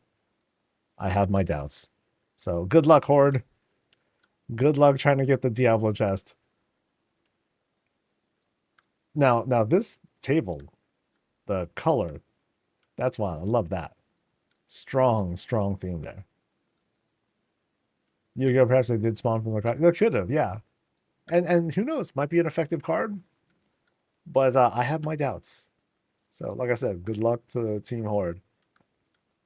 And then over here, oh, we have this very unique little room. So different kinds of studying is happening here. The occult, the fell stuff, old god things are happening here. Interesting that we have like kind of a contrasting chair set up here, like a his and her, or me and my partner or whatnot, as they observe conversations happening over here. And then we had this little makeshift staircase, which there might be a bed up there, but down here, another very small spot, for folks to like gather around, enjoy stuff, maybe watch TV. I don't know if that's TV, but looks like it. But a cool little entertainment spot. Place to chill. But now let's climb up these wall shelves here, and we encounter another bed. We got our friends right in here. You know, we get up, survey the land, get ourselves a snack, wave our hand over the fire to make sure we're actually feeling things, and it's all good. Yeah. Food setup and all that. Oh, the trellises. How the trellises? Okay, the trellises are being used as like this kind of privacy barrier for both the lower area and to serve as like kind of a fencing for the upper area. So that works out. That worked out really well. The way these seem to just kind of fit together. Now back here, what do we have? We have a double door, which leads to oh, fell stuff. No, not fell stuff. Nature stuff. As if this needed to be hidden away and obscured. But what do we have? An escaped prisoner. Okay. We have oh, okay, they're hiding the wine. Never mind. This is a place where they're just hiding the wine. Got it. They're fine. I understand. I totally understand why it's secret. Cool little fire setup here in the middle, dressed with the greens, and same thing up top with the sentinel hour, a moonstone, and everything. Some filigrees to help light up the space. And this is like one of the softer chandeliers that I've seen. It's not. It doesn't seem like it's being sized up, but it's definitely one of the more subtle ones out there. And finally, place to rest. Oh, and like suddenly pink stuff. Yeah. From the whole house. I haven't seen like just this kind of like sudden brush of pink over here. So interesting little like boop. Here you go. Okay, I think we have gone all the way through here. So we've gone through the gaming spots. Awesome. This right here was the what I'd call like the tenor profession spot plus bathroom plus bunk beds. There's so much in this place. This is a lot. You know, and some of these places, you know, some parts had like complicated builds too. Now, of course, there's like in some cases things are not sacrificed. Things are a bit more bare because like I said, they wanted to like, you know, they just hit level 8. There's like plenty of more that they can add. But there's so many like complete spaces that have like tons and tons of little details on here. It looks awesome. Looks really, really good. This room though, like really takes the cake for like all the loving care that goes into saying what's up to each and every one of the races. And there's so many more left. There's so many more left to go. So it's like they're gonna need like another back room over there to leave more space for more races when the time comes. Yeah. Now as for who wins, us, because we got to enjoy some two very awesome houses. How do you like that for dodging the possible sense of competition? Heck yeah, cheers.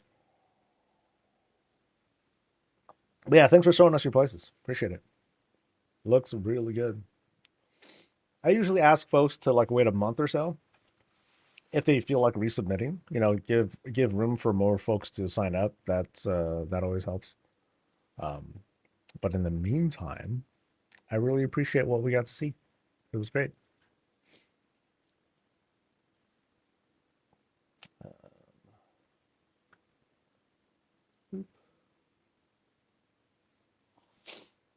Oh, I forgot how many I was going to do today. um, 1, 2, 3, 4, 5. Oh, okay. I said I was going to do 2 more. Yeah. So it's going to be Periago and Mithandril who will be visiting, and then the remaining 7 will be tomorrow's. That's the plan so far. So we'll see how that goes in just a bit. First, let's head over to Periago's place. Over at 35.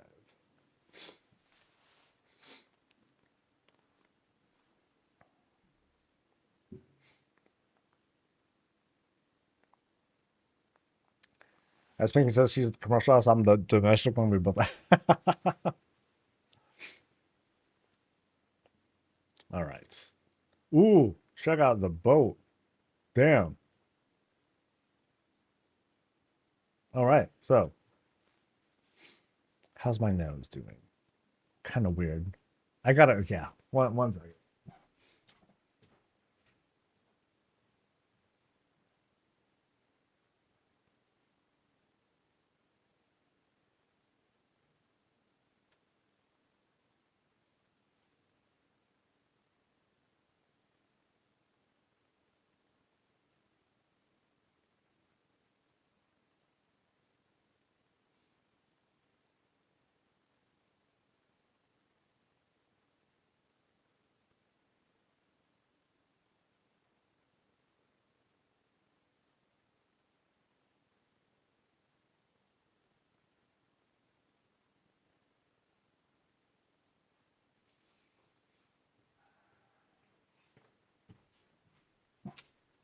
Damn, you nose has just been misbehaving all day.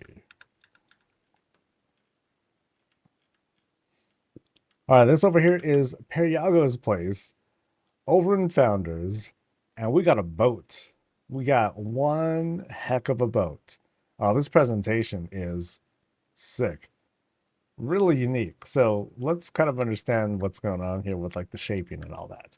Now, as usual, we got to use like things that use a lot of real estate, such as platforms and beams, and there's all sorts of different shapes. Now, in this case, this is very unique. Haven't seen this one yet. They took a whole bunch of the Pandoran tables, fused them in, and created this kind of pattern. That's really cool. That's really cool because it creates like this different kind of shaping, and like the grills. This one happens to be upside down. It's the one that's upside down. The other ones are right side up. It helps to create that sort of hover technology. That's pretty sick. We have the big brazier over there that's helping to create like a little bit more of that exhaust. At the head of it is the big old Mechagon Tesla coil that they get from the boss when you do the dungeon. And then off to the side, we'll do kind of a jog here. We're seeing some of the void wells. Cool. Oh, and then more of them. Oh, check it out. So check out the dump truck of this boat. This looks hella good too. So let me kind of like land here. Yeah, so check out the backside of this thing. So same thing. It's all dressed up. All these are like upright at the moment. Really good shape because it adds that plus texture too. So, like, yeah, that turns out to look really, really good. Now, I'm not quite sure what these longer structures are here. There might be something that's like clipping, or I'm not sure. But back here we just have like a few extras over there. But here now we'll land on the ship proper. The orcish hut is being used as like the cockpit, I guess, and then it's all vented out as well. Not exactly an airship, but you do have like kind of that shape towards the top of it. It's part of the Pandoran privacy. Oh, that okay, I get it. Because back there is the fence here on the side to help again give that kind of shape. So like there's the fence, and then there's where you're seeing the clip. Okay. Got it. Nice. Really cool though. Really cool. So let's see what kind of madness we have going on the inside. Heck yeah. Is it going to be like a bridge? Is it going to be just like a sudden, I've yet to see one that is just like strictly a ship. Oh, okay. Actually, there was one that was kind of like it. But I want to see something that's like really minimalist on the inside at least. But well, let's see what we have here. I'm sure this will be amazing too. So we go in, we lay down some of our stuff. Remember, this is kind of like the cabin area that we're entering from the ship, assuming that there's even a relationship between the inside and the outside. Sometimes there's not. It's okay. Little guest book to fill out, and then I think we have like some secret places to check out. And I think every side has a place to look at. No, not here though. So that's a dead end. We go through here and we discover. Oh, so what do we have here? We have target practice. We got target practice right over there. And then we have, oh yeah, the love ball right here to help kind of like set the mood and all that. This sort of like creepy vibe. But all the, I don't think that's entirely the intention. But also, oh, this is cool. Oh, I like this. Check this out. You got this whole yin yang thing going on over here. That's sick. That's hella cool. So I think what they did here, I'm trying to tell. They just kind of I'm kind of guessing here, but they very, very slightly rotated some things to kind of clip through. Sorry, I'm not doing a great job of getting the angles right, but I'll just zoom back here. So I'm guessing like here's the shape like right up top, and then you have the other shapes here that are again kind of like rotated just slightly, so they kind of like so they kind of fade away. Yeah, that's cool. That's a really, really cool effect. I've yet to see a yin yang, and I think that's a really good job. What else we have here? We have some Forsaken looking stuff or pirate looking stuff. Anything behind here? Nope, none behind there. So kind of interesting. So I don't know if this is like the engine. If it functions like the engine of the place, but we have that, some pirate stuff. All right, let's see what else is going on here. Because we went through this spot. Okay, so now I'm gonna go through here. And now we have punching bag. A little bit of a training room. It's a very warm training room. You know, because you got like the low roof and everything. But check it out. We also have like the custom. I just noticed now we're actually in the stairwell room.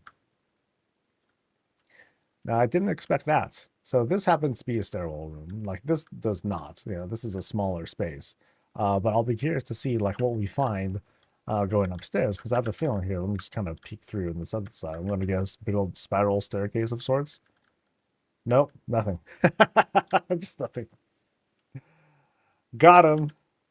Got them. Okay, so now we're going to go in that direction. So now we're in a proper stairwell room. We'll see what's going on the other side. But first, let's see what is under the stairs. We've got a library of sorts. Library / bedroom.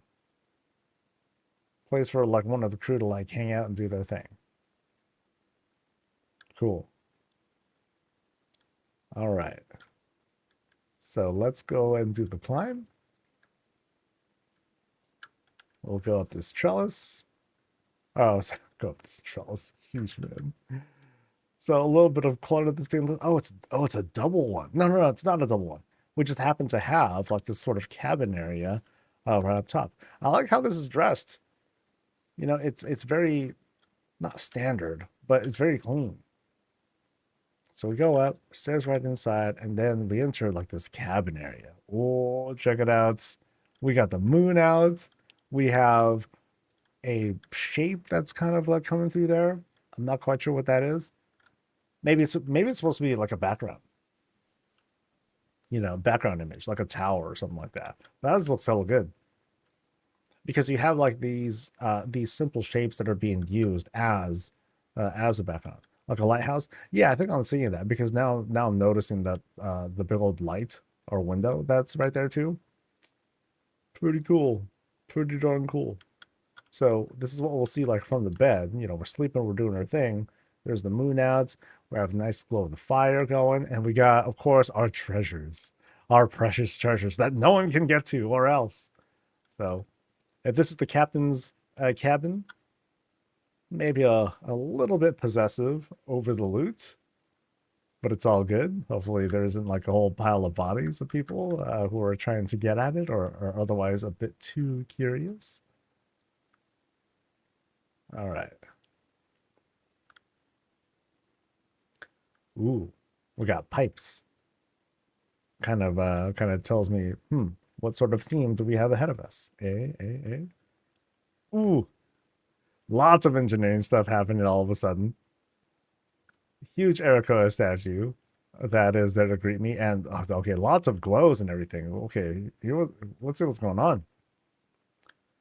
So we got all sorts of technological things happening here now. all sorts of moving parts. It's kind of like the engine room. Let's go with that. So we're in the engine room of the ship. You know, here's where the chief engineers like doing their thing, writing manuals and doing reports and what have you. All this piping and craziness out here. Very cool. Very, very cool. And then I think we can go through the engine room and find more. So here we have, I'm gonna guess this is where the chief engineer sleeps, along with all the friends. That's adorable. Reading an engineering manual? No, maybe it's a ethereal engineering manual. Because hey, you know what? Got to read about new technology and all that stuff too. Yeah, so very modest room that's being set up there. And let's kind of backtrack a bit.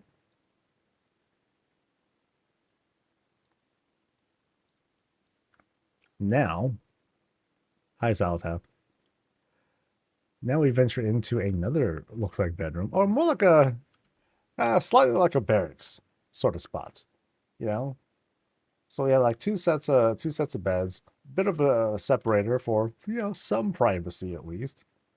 Something to like dampen the sounds in case one of them or both of them snores. That way they're not driving each other absolutely insane. But very tight spaces, and that's good. You know, I don't think that's bad at all. Whenever we see like these tighter spaces, because ultimately it's a bit more realistic than what we see in the context of a video game.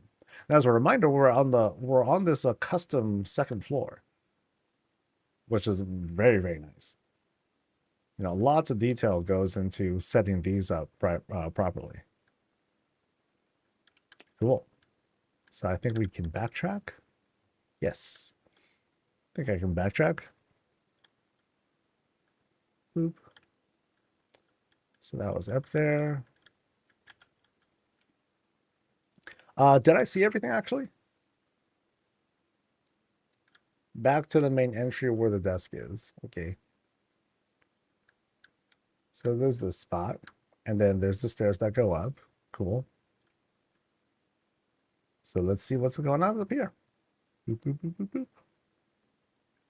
Lots of wall shelves, man. Lots of wall shelves. And then notice here, like, the whole thing's been closed off as well. So they do the setup, but they also set up all the walls, and it's going to go up like a little bit out here. We'll complete the climb. Boop, boop, boop, boop, boop. And then we have this little tiny, oh, I don't know what's up here. Maybe it's like a safe. It could be a safe. It could be a critical piece of machinery that keeps the ship afloat. One of those things. And then we enter kind of a more or less a living space. Got to have that at some point. So, you got limited drinks that are going, some food, shots, of course. Got to have that. Otherwise, how's this going to run? And then we get a proper bathroom. Big towel, hot tub to hang in. And it looks like we probably have a separate stall over here. Kind of cute with how, oh, actually, that's a trash can. And here we go. Ooh, check this out. We got a huge tank. So it's like a water heater too. We sit good. Very nice. I got to use my extra long arms to get that TP. It's all good. And then we can now head out. Yeah, it doesn't need to be like crazy decor that's being set up or anything like that. Sometimes a bathroom is mostly just a bathroom. You just got to do your business and move on. I don't think there's anything behind this, is there? Nah, just walls. Okay. This looks like the pantry. Pantry and kitchen. Nice. So we have what looks like two fireplaces. Oh, interesting. Because we have this fireplace is upside down. Yeah, so that's doing its thing. You know, that's doing its burning. And then we have another one that's just kind of flipped around. That's also doing its thing. Right up top here, we have other fixins, prep board with some dry goods. Same thing here, and huge bottles of who knows what. What is it? Mojo.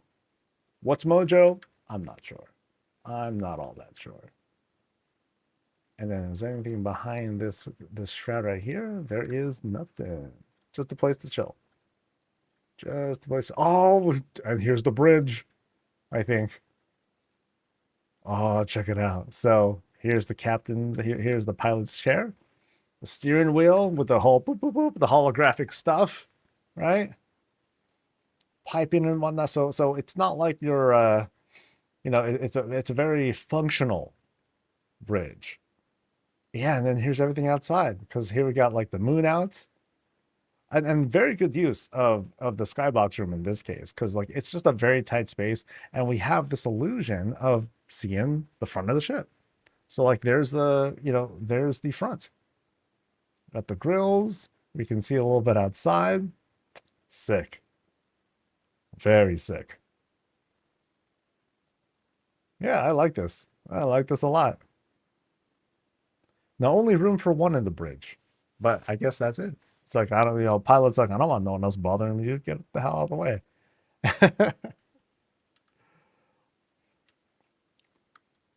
But yeah, great illusion of being outside. Yeah, works out great. Absolutely great. And right next to where we eat too. So if the ship is on course to go somewhere, cool. Then they can just kind of go back there and get a bite to eat. All good. It's okay to zoom out sometimes so we can see the character in the space. I typically don't like showing the character because a lot of the time it's going to like obscure things and all that. Only one captain on the ship, yeah. Because like for example, if I'm here and I'm like kind of going through, like I don't want to do this. This doesn't visually this bothers me. I mean, it might be good for other people so they can get a good perspective all the time when they're going through and doing stuff. To me, it's bothersome. So I'll pop them out if I need to, so I can get because sometimes I do want to get like a proper perspective, like check out how tight the space is. But if I pop my character back in, you can see how this feels perfectly normal and blah blah blah. So yeah, I do it as kind of a on an as needed basis, but by default, I'm gonna have them hidden. I the house is the star of the show. It's not me. It's not my character. It's like the visual representation, but it helps sometimes, of course, as you say, to have the character out and doing stuff. All your characters of Old Puro. You just want in the pilot seat? Yeah, let's do that. Boom. Let's go. Vroom, vroom, vroom. Let's go. Beep, beep, beep, beep, beep, beep, beep, beep, beep, beep. By the way, thanks to Daddy's Little Princess and thanks to Jarvis for the Prime subs. Much, much, much appreciated. All right. Did I see everything? I'd like to think I did. I think I finally not missed things. Boop. We got it. Nice. Okay, so let's check out Mythandril's place.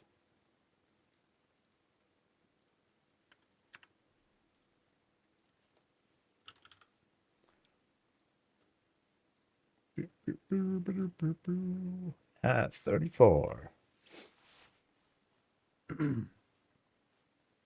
Yeah, I'm wondering if someday we'll see something that's like super minimalist, like submarine kind of cramped. Like you're just kind of like squeezing through and like there's barely room for stuff. Yeah, someone's gonna do it. Someone's gonna do it, and it'll be pretty amazing when that finally comes to life.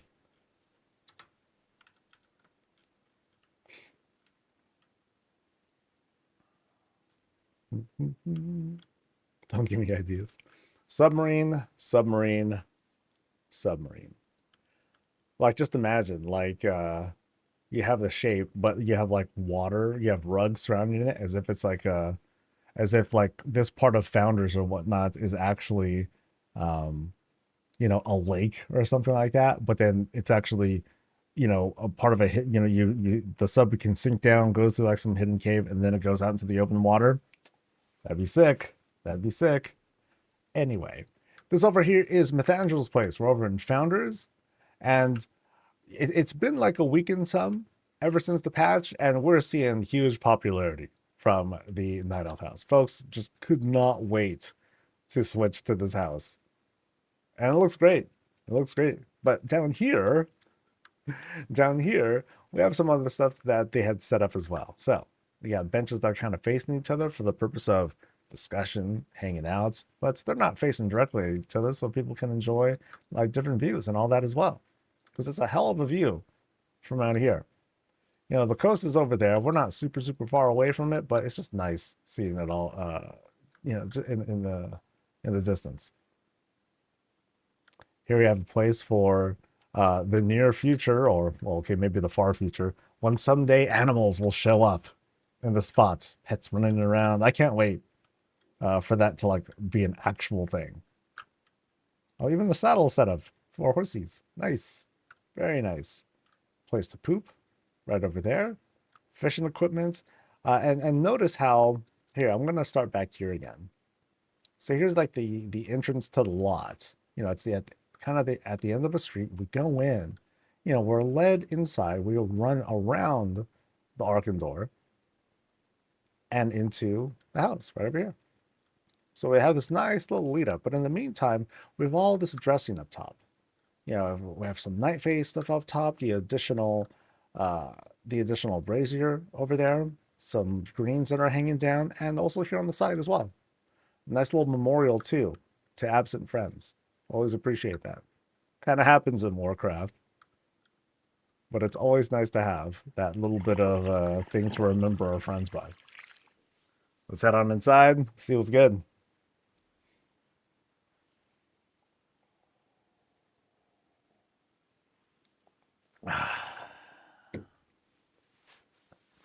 Also, can't wait until we switch into elf neighborhoods. I mean, what might they announce tomorrow? I don't know. It's kind of crazy.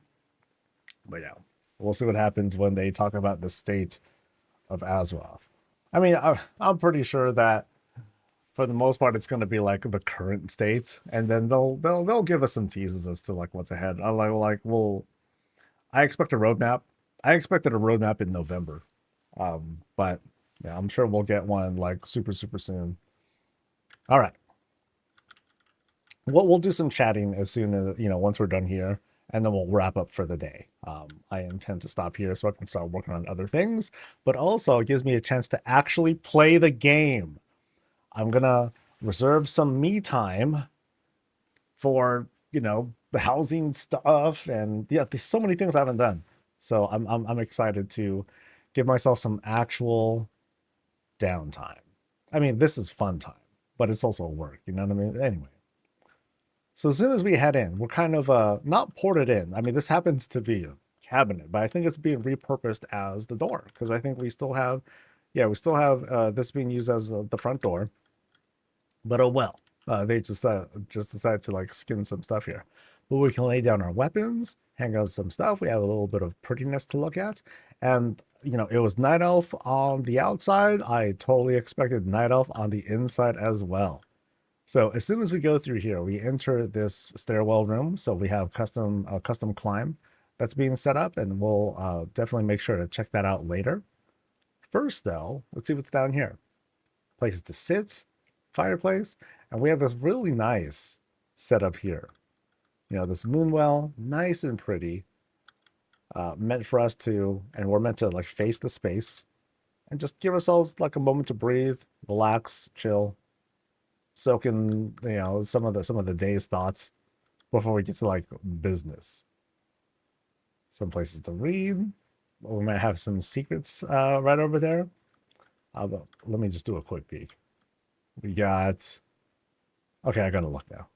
We got, oh, kind of a closet space. Okay. So this is one of the new things that come from the Arakoa. But for the most part, just junk. You know, not even exactly loot, just things that have been collected over time that, you know, there's no place that we have for it outside. Let's go ahead and put it down here for now. Very interesting that we have some multicolored boxes over on that side too. So let's close that up, and I'm not going to climb yet, But I think what I'm going to do is start exploring like some of these side areas. So first off, we have the living room proper. A little bit of fixings to check out and read stuff, some firewood set aside, and ooh, they're very much like them Forsaken. Like they went through the trouble of finding a banner, bringing it back so they can burn it. So that's very deep seated right there. Not to say that they don't have problems, but that's they are definitely motivated to burn that and then watch it burn and enjoy some takeout. Nom nom nom. Cool. Enjoy yourselves. Okay, so but it is a hangout spot. It is a living room space with lots of little trophies being set up on each of these Pandoran shelves. Little thing for a little dedication for the light there as well. Very nice. And now we're going to go through, I think, here, because now it's kind of interesting. So like the entrance of the place was like over there. We go out here, we come around, and now we're going this way into a dining room. Dining room, gathering room, so a place to gather for folks who might be like done eating or waiting their turn or something like that, for them to chat. This is where the feasting happens, big drinks, big foods. And here we have like a big serving space. So food that's like ready to go, hanging out here. Cool. Nothing in the back. So I'm going to hope that there's like a kitchen somewhere. Otherwise, well, you know, magic does that too. And here we go. So here's where all the food stuff happens. So pantry level stuff and stores like just kind of dotted all over the place. So like neat little bits of clutter. It's like, okay, yo, we got some stuff. We brought it in, let it pile up right here up front before they start actually processing it. And here's how some of that works. You know, we do have some stuff baking and going and stewing. Kind of a nice touch by making the whole custom sort of fireplace / cooking area, because they have like different sorts of Pandoran and Gilnean walls set up. Some beams right over there, skinned with tables and one crate. Somewhere in here is like okay, I don't think that's a fireplace. It's just more Gilnean walls, but then they added some beams there to, you know, add a little bit more texture there. I think that works out pretty well. So yeah, pretty thick custom fireplace / cooking base that they have for themselves. It's neat. Places for pets, always awesome. Some meal prep happening right here. Brewing some coffee as well, so maybe it's like specifically for drinks. Excellent. And then here's where some processing happen. Candle pots that are hanging over there, and things that are being set up over here. Nice. Very nice. Yeah, very filled up with all the fixings, all the food stuffs. Lots of cheese, baby. Who don't love cheese? Well, lactose intolerant people might have a problem with it, but I'm one of them. I don't care. Cheese is delicious. So let's go. Oh, I think we're going outside. Oh, okay. Oh, I love this. So here we have like this transition room. Yeah, oh, here's where so this, I'd say this is outside. And this is like where we have like some yard tools. Grab some stuff, get some gloves, get dressed, whatever, because we're going to go outside into the garden. Ooh, snap. Check this out. Oh, this looks good. This looks really good.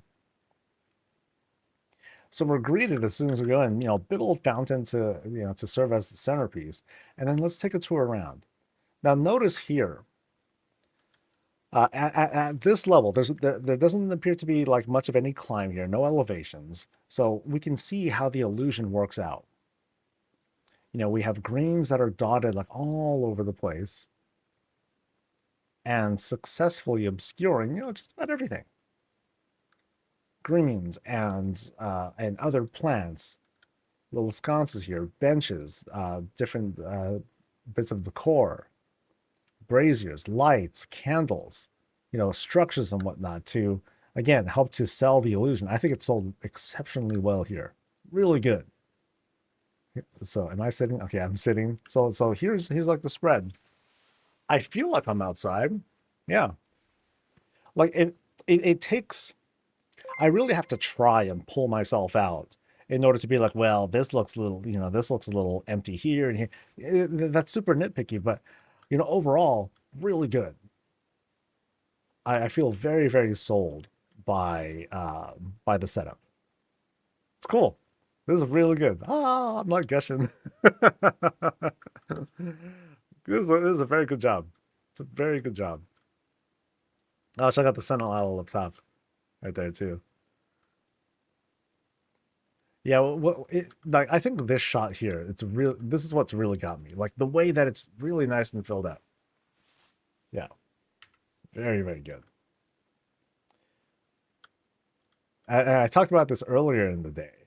The challenge is going to be like when you come out and go back in because, you know, somehow, we need other things to sort of like dress this up, and people will figure it out. People will find like a very cool and convincing thing that properly sets up the illusion of going back inside the house. This one does a decent job. Like once we get here, we're fine. Once we get to like this spot, like I feel good. So and it's just going to get better. Folks are going to figure it out. This person will figure it out, and it's going to get better and better and better. So I am very optimistic about that. So yeah, very cool outside space. All right, so we're gonna. I think we saw everything here, I believe, right? Yeah, this was the. Um, no, I haven't seen this place yet. Oh shoot. Okay, so now we're here. Now it looks like a playroom, because here we got Snuffles and Reptar. They're hanging out and doing their thing. But it's also a place where we're supposed to be good. We're supposed to be studying and looking after all the knowledge that's been accrued. But also take a look at the clutter. It's like there's just books that just kind of piled up in different places, books that are on top of shelves but not in the actual shelves, which is hilarious. But also kind of tells that story of like, okay, yeah, I'm busy doing research, no time, buddy. We got things to do. And then out here through this secret shelf is the bath. So it's a secret bathroom. I've come to think, maybe it's okay to have a secret bathroom because it's like if some of these places are meant to be kind of public, some places like, oh, okay, this bathroom has been being used all day. It's kind of like, here's my private bathroom, right? Where I can do my thing. And hopefully no one knows about it. Because as soon as I come out, people are like, dude, you have another bathroom? Dude, let me go. There's like a line outside. Oh, man, then it's all ruined. So I want to try and hide that. You'd like to try and hide that. Cool library though. And I do love that that the contrast. I love that it has a contrast of like, okay, here's where all the pets can like play. Like they have like little toys and places to like sleep and hang out. That's adorable. And now we make the climb. Let's go. Very nice dressing right over here. And then we're climbing ramps in this case. Could have been stairs. Just went with ramps. It's all right. I ain't gonna judge. Stairs are hard. They're hard to make, man. So I don't blame anyone for wanting to take some shortcuts. So I get to the top here, and there are some very aggressive rails to make sure that we don't fall off. Appreciate that. And we go into kind of a work area, but also kind of a class celebration. But we do have the Skywalkers, as I call them. They're going to hang out, do their things. Altas right over there. Hi. And then we enter this sort of a social area. That's how it feels to me. There's a place to hang out, do our thing, enjoy some snacks. We can talk about plans for the Broken Isles. We can not serve drinks, but it looks like this is more like an alchemy lab. So work's being done here. Poison's being made. Wands being recharged so they can for whatever later shenanigans. And most importantly, wine is being made. How's it being made? With fel stuff, whatever. Fel stuff plus the piping plus arcane stuff. It filters everything out and then it becomes delicious imbibement. I don't know if that's a word, but drinks. It becomes drinks. It's all good. So here's where the boss kind of sits. Plenty to read and enjoy. And it's all business. There's no snacks on that side. Here's what I'm gonna say is like the jewel crafting station. So yeah, we're definitely getting the kind of profession vibe. So for all we know, this is like cooking, but probably not. It's probably just a place for folks to have snacks anyway. It's all good. So we'll backtrack a bit now. The map is dope. I think you're referring to this map right here. I believe this is the monk class hall map. I think it is. Okay, cool. So we're gonna jog back. Sorry, kind of like sprinting here. Make sure I didn't like miss anything on the way back here. Yeah, so we're seeing a bunch of like different Legion stuff, Legion celebrations. I mean, who wouldn't? But now behind the shroud is a bedroom, very spacious bed. Actually, not even the bed itself. So we have like some relaxy spots, place to lay down. But it's again a bit more of that. So oh no, I'm sorry, the bed's over there. So we have like kind of social spots for folks to sit in small groups or whatnot. Actually, I think that's an ottoman. Nothing to actually sit on. We can kick our feet up right over here. Or we can hop right into the bed. Very tight space. Oh yeah. It's nice and dark here. Like they can just kind of reach up on the bed and just close the rest of the curtains and be like, okay, I'm done. I'm done for the day, man. Today's been intense. I gotta do a mental recharge. No. But also check out this corner here. This very cute representation. It's nice. Moonwell, greens, rocks, little rock paths for the base. Yeah, this works out really well. Very pretty. Very, very pretty. Oh, and now we enter like this kind of bathroom spot. Now check it out. Oh, my favorite. The lowered bath. Boop. It's not a shower, right? Yeah. Not seeing any shower stuff. So it's a lowered bath. You know, ignore the water spilling out. Maybe the water is just left running. It's all good. But I love that they set up the shroud to be a bit of a light cover, keep some of the draft away and all that. Ooh, this is a very complete vanity. Check it out. What kind of vanity has books? This one, right? But plenty of places to like hang up other products. The hell, they have their coffee set up here too. So, they're even in the bathroom, they got stuff to do. But then in here, okay, even when you go poop, you got to grab some scrolls. You got to take care of like reading stuff. Yeah, so kind of a workaholic is in charge of this house. How are we looking? Legs aren't looking so great, but no, I think we're still good. Yeah, we're still all right. I'm sure other races like they'll fit just fine. They got big old legs. Blood elves have like little twig like little scrawny legs and all. All right. So I think we're backtracking some more. So we're going through the shower at the top of these stairs, ramp stairs, and we can now progress down. I think we've seen everything actually. Yeah, I went through here. This was kind of the closety storage area. Yep. Yeah, here was like the workshop, library, but places for pets. And then here's the outside. Very nice. Very darling. And I will sit. Boop. Yeah, really nice, dude. Yeah, thanks for showing me your place. And I will stop here. So there are 7 more visits to do. So tomorrow's stream is going to be a little bit longer. Like I'm cutting out for around my lunchtime. In tomorrow's case, I definitely won't be able to do all 7 like right away. But I will, I'm going to take a lunch and do all that stuff because we're going to have like the State of Azeroth stuff to talk about and gush and, chat about. We'll see what sorts of things there are to react at. Always so dark and dreary. Cozy doesn't mean dank and dark. Okay. Sorry, I didn't find it. Yeah, I didn't find the treasure room. I was pissed. Okay, you're gonna have to just tell me, Jitter. Where was it? Where was it? Oh no no no no no no no no.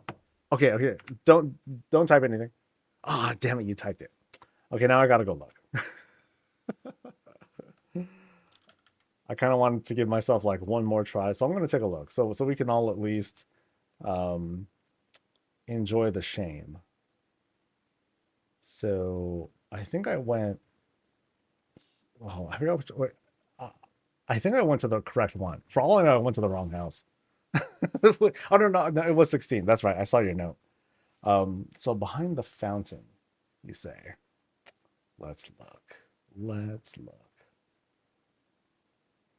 Taking advantage of the rep bonus to 100 reps. Nice. I mean, it is the time to do it for sure.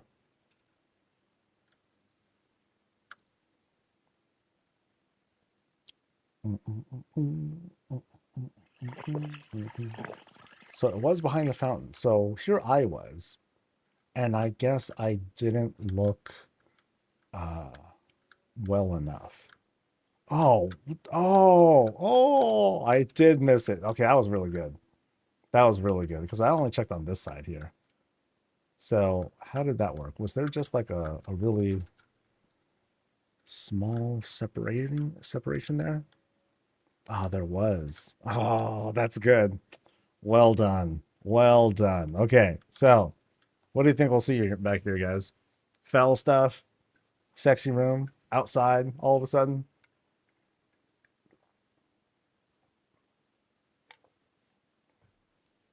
An alarm. Okay, we might see an alarm. So, boop. Ooh. Okay, we did set off the alarm. Real nice. Oh, that Anixia is super dead too. Ooh, yeah, you got jacked up. Left the sword inside as well. Well, cool. This was worth coming back to.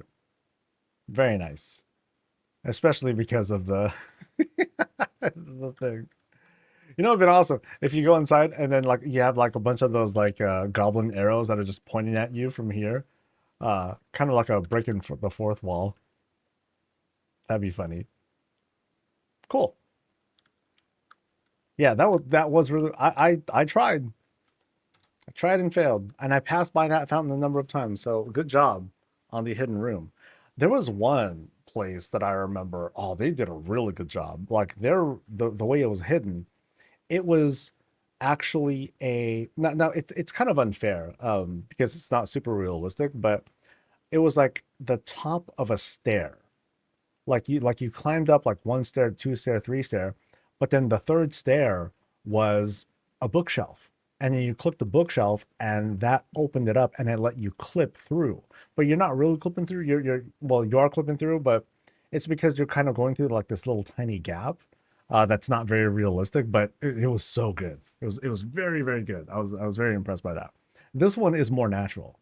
And one that pisses me off more because I could have found it if I was better. If only I was a better person. Gosh. Yeah, the room shape. I think I even commented on that too, because like here I am, um, in what I thought was like, okay, this nook was set up, but no, I could have like seen that and would have seen like, oh, okay, it would have been this would have been separated, but no, this was a corner that was set up to fool me. And then finally, here is the actual transition to the other room. So, good job. Very good job. All right. So like I said, I'm going to be breaking off for lunch. And there was something that people were chatting about, right? Um, are signups open again? Yeah, signups are open. And now I think there's like a proper tool that will hopefully. Okay, let me double check, make sure that the thing's open still. Because that thing's pissing me off. Okay, so it says it's open right now. responses accepted until this. Okay, cool. So I need to set a new message, but yeah. So it should be good. And then let's see how many people had signed up so far. Just curious. I think it was like less than 10 that had signed up. So now we have, okay, one. So 15 people have signed up so far. I think I capped it off at 20. So there's only a few spots left for folks. And that's adorable too. The chilling there sitting. Very nice. Very, very nice. All right. So tomorrow's gonna be fun. We got the state of Azeroth to talk about. And I will be working on plenty of other stuff and getting ready for launch. But I also want to take some time for me to finally play the game and enjoy myself and see what's going on with like the pre-patch event and all that. For now, we're going to raid someone. Let's see who. Who do we got? Give me someone familiar. La, la, la, la, la. Brutal's up, but he's not playing WoW. Okay, he is playing WoW, but that's also been 5 hours, so 5 hours is a bit too long. Let's see if we can get someone who might have just started or something.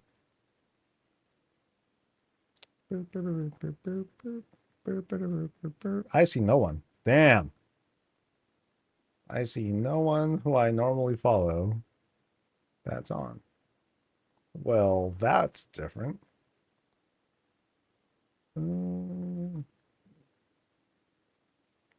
Quick filters following. Max. Okay, maybe not Max. Oh, bummer. Am I gonna go random? Oh boy. Maybe I'll just go random.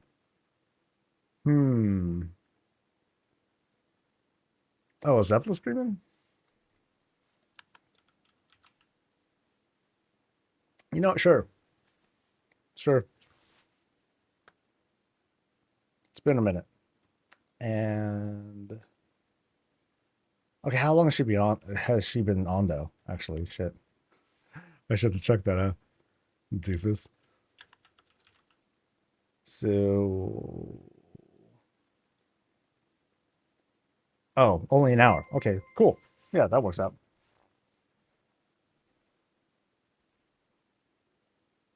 And then she's doing some visits as well. Very nice. La la la la la la la la la. All right, so folks, I want to wish you well. Have a great rest of your day. I will definitely see you guys tomorrow for some news and some visits and some other fun stuff. And y'all take care. See you guys for the next thing. And until then, stay safe, stay healthy, and as always, stay breezy.